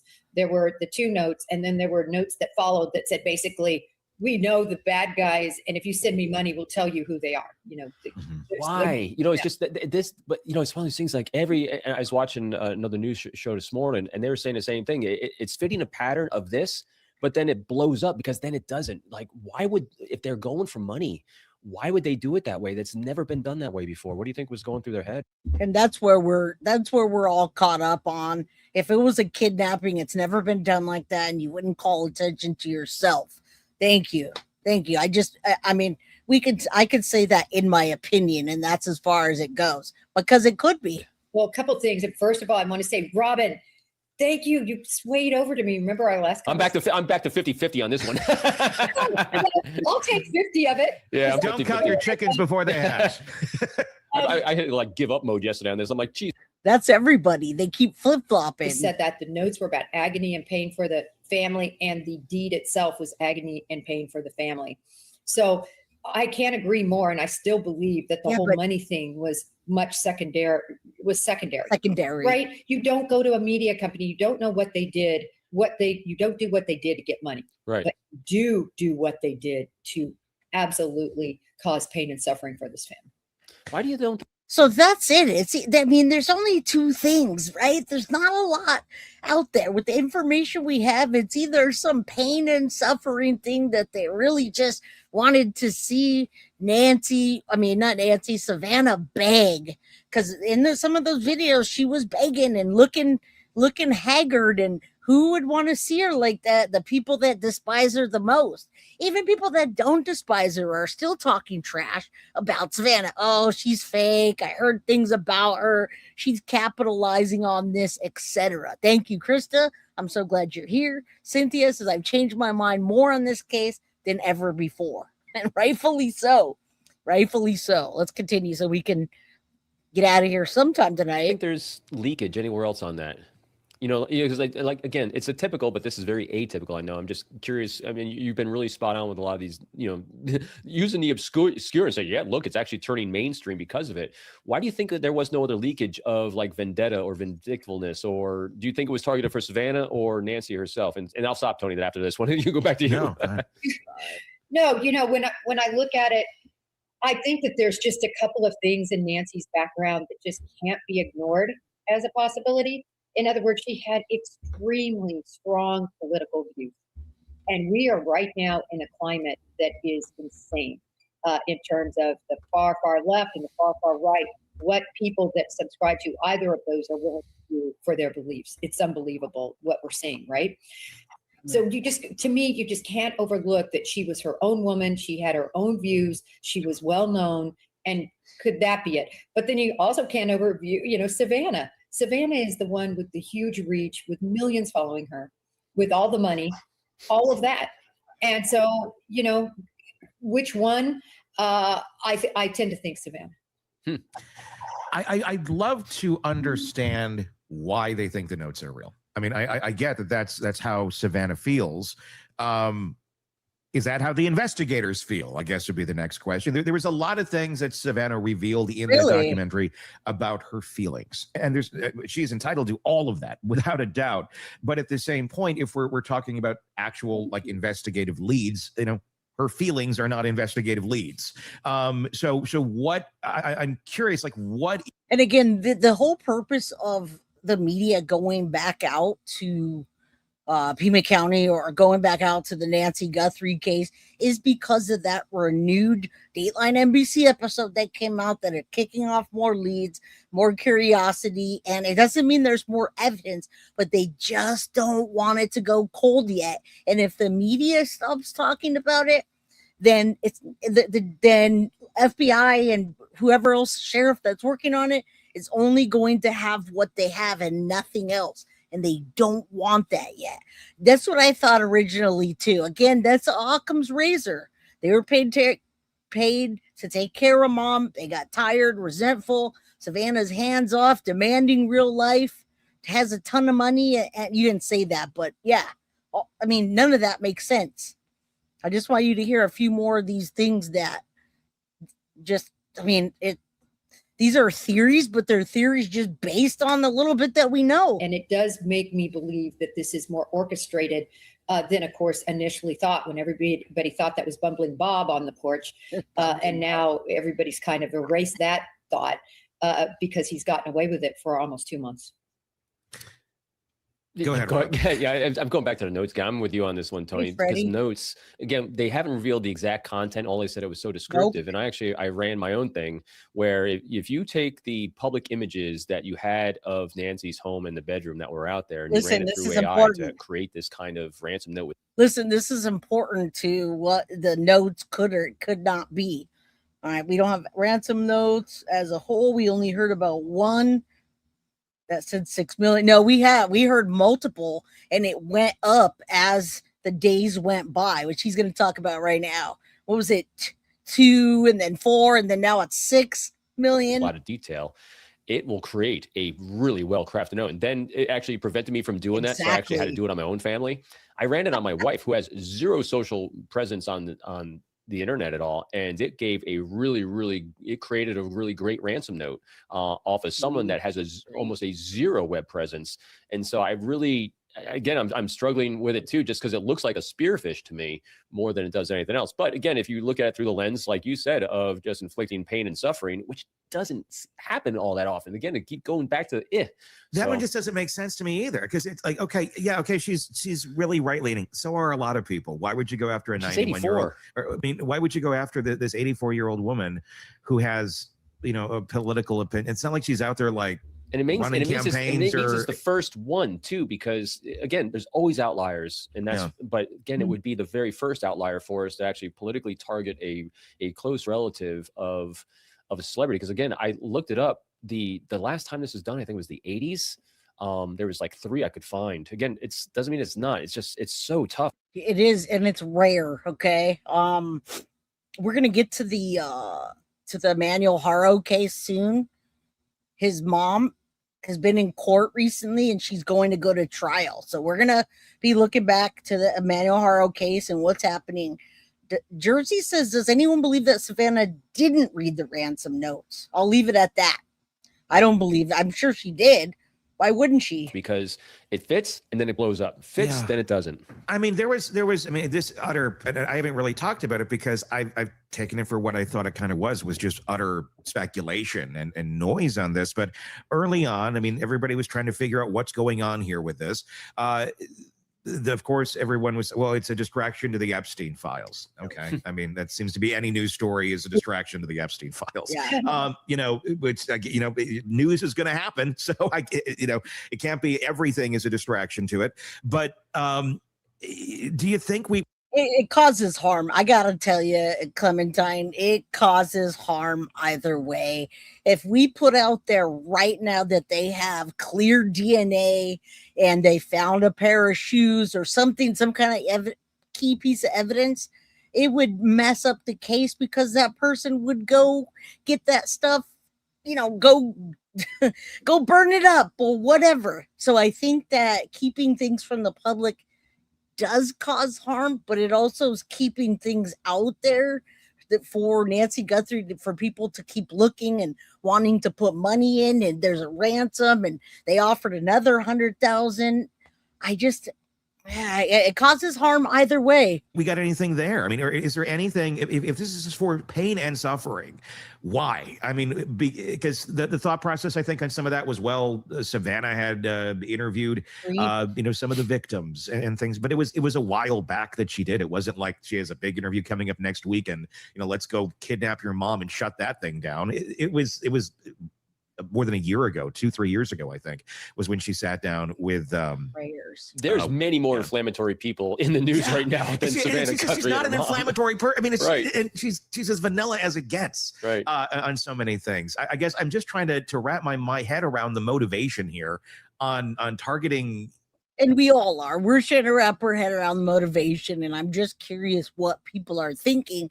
And I think they're almost as confused as us. You know what I'm saying? Captured Dandy says she called out the other ransom notes. They didn't even mention the ransom. That's another lie. Now, were they trying to lie, or was that? And I mean, I just don't know. I don't know. What about her? That's odd too, that kidnapping book. But if someone was trying to punish her, maybe they used that. But then you start getting into conspiracy theories again. Those reasons, I think the Bureau believed in them from the get-go because of how much time they. Yeah, but also remember, Kash Patel loves sending agents all over the place for the show. So, because I've been part of that as well. I mean, I was long before he was involved. When I was in New York, every time there's a major event, we wanted to make sure there's agents there. So if someone died, they can say agents were there dying with them. I mean, that was literally what I was told. So I'm always kind of hesitant saying just because they sent agents out there meant they believe it was plausible. Just because I've seen the show we sometimes put on. It's not disparaging anyone. Because I actually know people that were diverted to there because of wanting to make sure there's a presence as well. And that's why we get people like these people that are ex-FBI or retired FBI specialists, because they can tell us what's happening. He's saying, hey, this is all a show, this portion of it. I've seen it. It's just a show. Liz, thank you. Liz Viega, thank you for the $5 super chat. We claim Nancy. Let's keep fighting for justice for Nancy. Jay, thanks for keeping the interest in the case. You're welcome. We don't want to let that go. I mean, this is hard to. How many of you relate to this with your moms? Can you imagine? I'm not even buying that they could not find her body. I know it's weird. Also, maybe. I guess I don't mean that so much as I mean that partially, but I don't mean that. I mean, remember when they talked about the notes and the specificity of them, and then they made the family take action. Yeah. Right. And I thought they did a great job on that, by the way. That was really good. I mean, the messaging they worked on them with, I think, has been probably the highlight for me is all the messaging that Savannah and her family's been doing that's been coordinated with them. I thought that was really well done. Yeah, I gotta agree. And I think you guys don't realize the coordination between Savannah and the FBI and these ransom notes, so to speak, and her response. There's a heavy coordination between them. Now, I don't know what the coordination is between the other family, which is weird because Savannah keeps saying us and we. like they're one unit sitting there with the FBI coming up with a strategy when I just don't know that's the case or not. All right. It's amazing people in my life and my very first true crime case. I don't know if I'll follow anymore true crime after this. Well, welcome, Jess. I'm glad you're here. Yeah, Silence of the Lamb quotes. And one of my big first cases was the Madeline Soto case. And I couldn't imagine not covering other cases because look at what happens when you do. You help. It helps give voices to the victims where they don't have a voice. Now, in this case, they have a voice. They have a huge voice and a huge presence with Savannah Guthrie. But at the same time, that could work against them because somebody just may hate her that wants to see her in agony and pain. All right, we're almost done, guys. Hit that like button, subscribe, get a membership, and hype if you can. So familiar. In other words, it was so personal, and they've offered you'll have a second chance. It's never too late. Everyone's important, and I'm paraphrasing here, but everyone deserves forgiveness. This is a quote. Everyone makes mistakes. Yep. It was so very personal, as if there was some linkage between whoever did this to the Guthries in a very personal way. Yeah, almost like they're like, again, pure speculation, but like the notes must have had something in there about grievances or something against the family or against something to respond that sort of way. Because I mean, it sounded like they were reasoning with a child. Like it's okay, everything's going to be fine. You can change. It'll be good. It's like what's going on here? Why are we speaking like this? It didn't make a lot of sense. But that it does, because I think she's appealing to somebody that in the back of her mind, if Savannah could sit there and cry on that episode and say, and hopefully she's being real about this, that she can't bear it being her fault, somebody not liking her, etc., some anger. There's got to be something in the back of her mind or somewhere that knows or has had somebody that sent her nasty letters or stalked her or something that she's done something to that she just knows is seething. All right. So she's got to have something. She's not telling us who that is, and we don't know. But the bottom line is these retired FBI agents are just as lost as we are. Because this is a challenging one, because if you're going to target a note to someone who just potentially killed someone or was going to take them for ransom, the likelihood this person has a high level of empathy, it really diminishes. Yet it's an extremely empathetic note, to your point. But so my impression, it was. But now listen, people that don't have empathy, or when he says it's highly unlikely that they'd have empathy, they would get enjoyment out of watching Savannah suffer. Okay, so either way it would work. If she's using this note to gain empathy and sympathy from somebody that may be close to the family, maybe it was someone that rented out the house in the back. Maybe it was the people that clean the pool, and they see her and it touches their heartstrings, or it touches someone else's heartstrings and they heard, damn, my boyfriend was out that night. I heard he did some kidnapping. Okay, so there's one possibility. Second possibility is the people, whoever did that, someone that just hates her and is like, good, let this bitch, you know what I'm saying. I don't need to continue with that. Angie, welcome. Good to see you. Nanny Goat says, if I were mom, I'd be up on the soapbox screaming every day. Why so quiet, Annie? Right. I don't know. Targeted, not really necessarily for the individual, but people around that individual, because not everyone's going to be a pure nut job. Only half nut jobs. I agree. Should they release? Why not release them now? I guess would be the question. These notes. I mean, to see if somebody can recognize it as the writing of crazy Uncle Bill or whatever the hell it would be.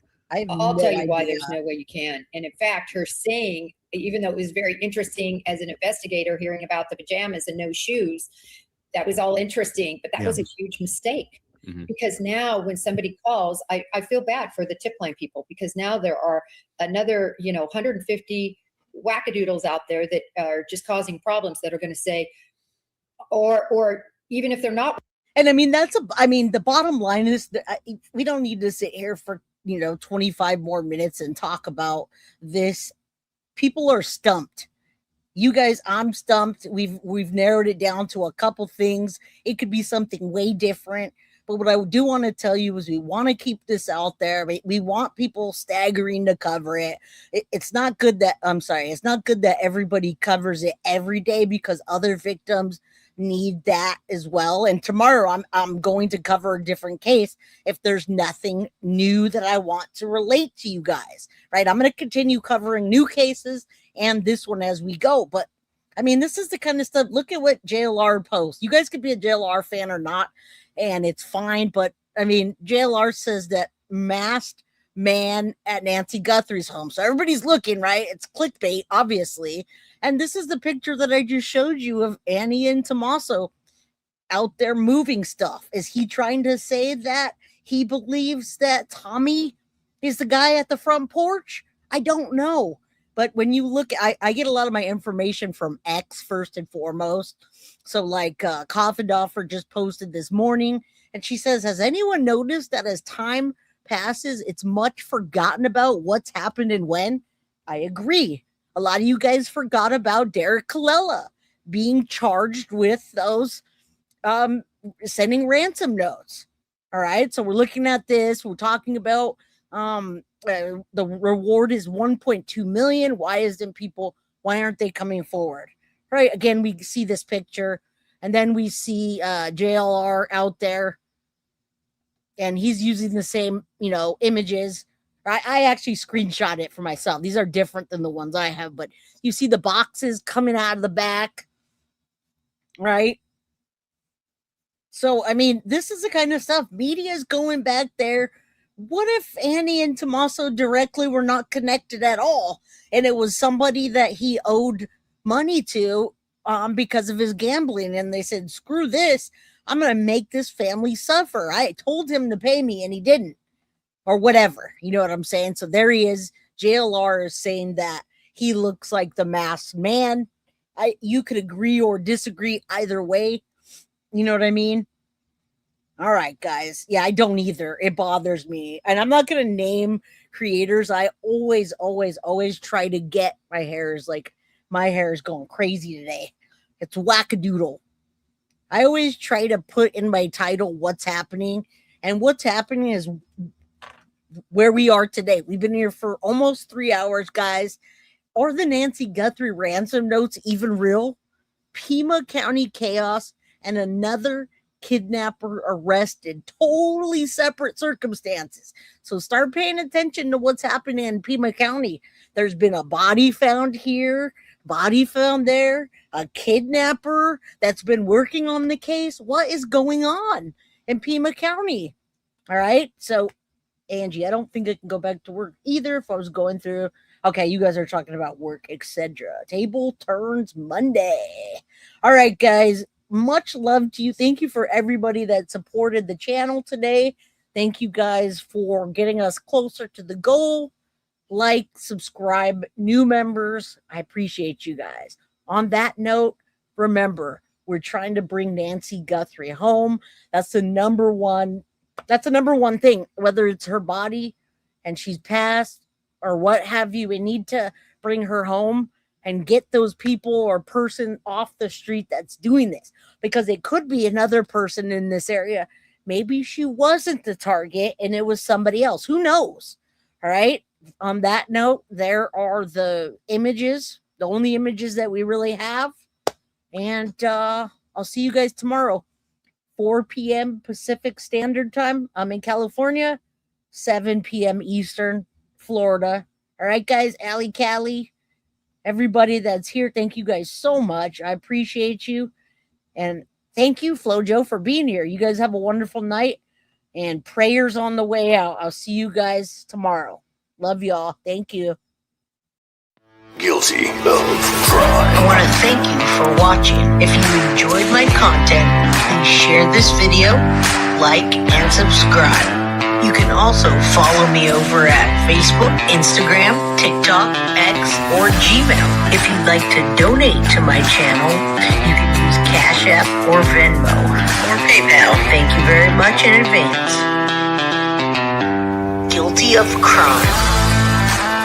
Are you guilty?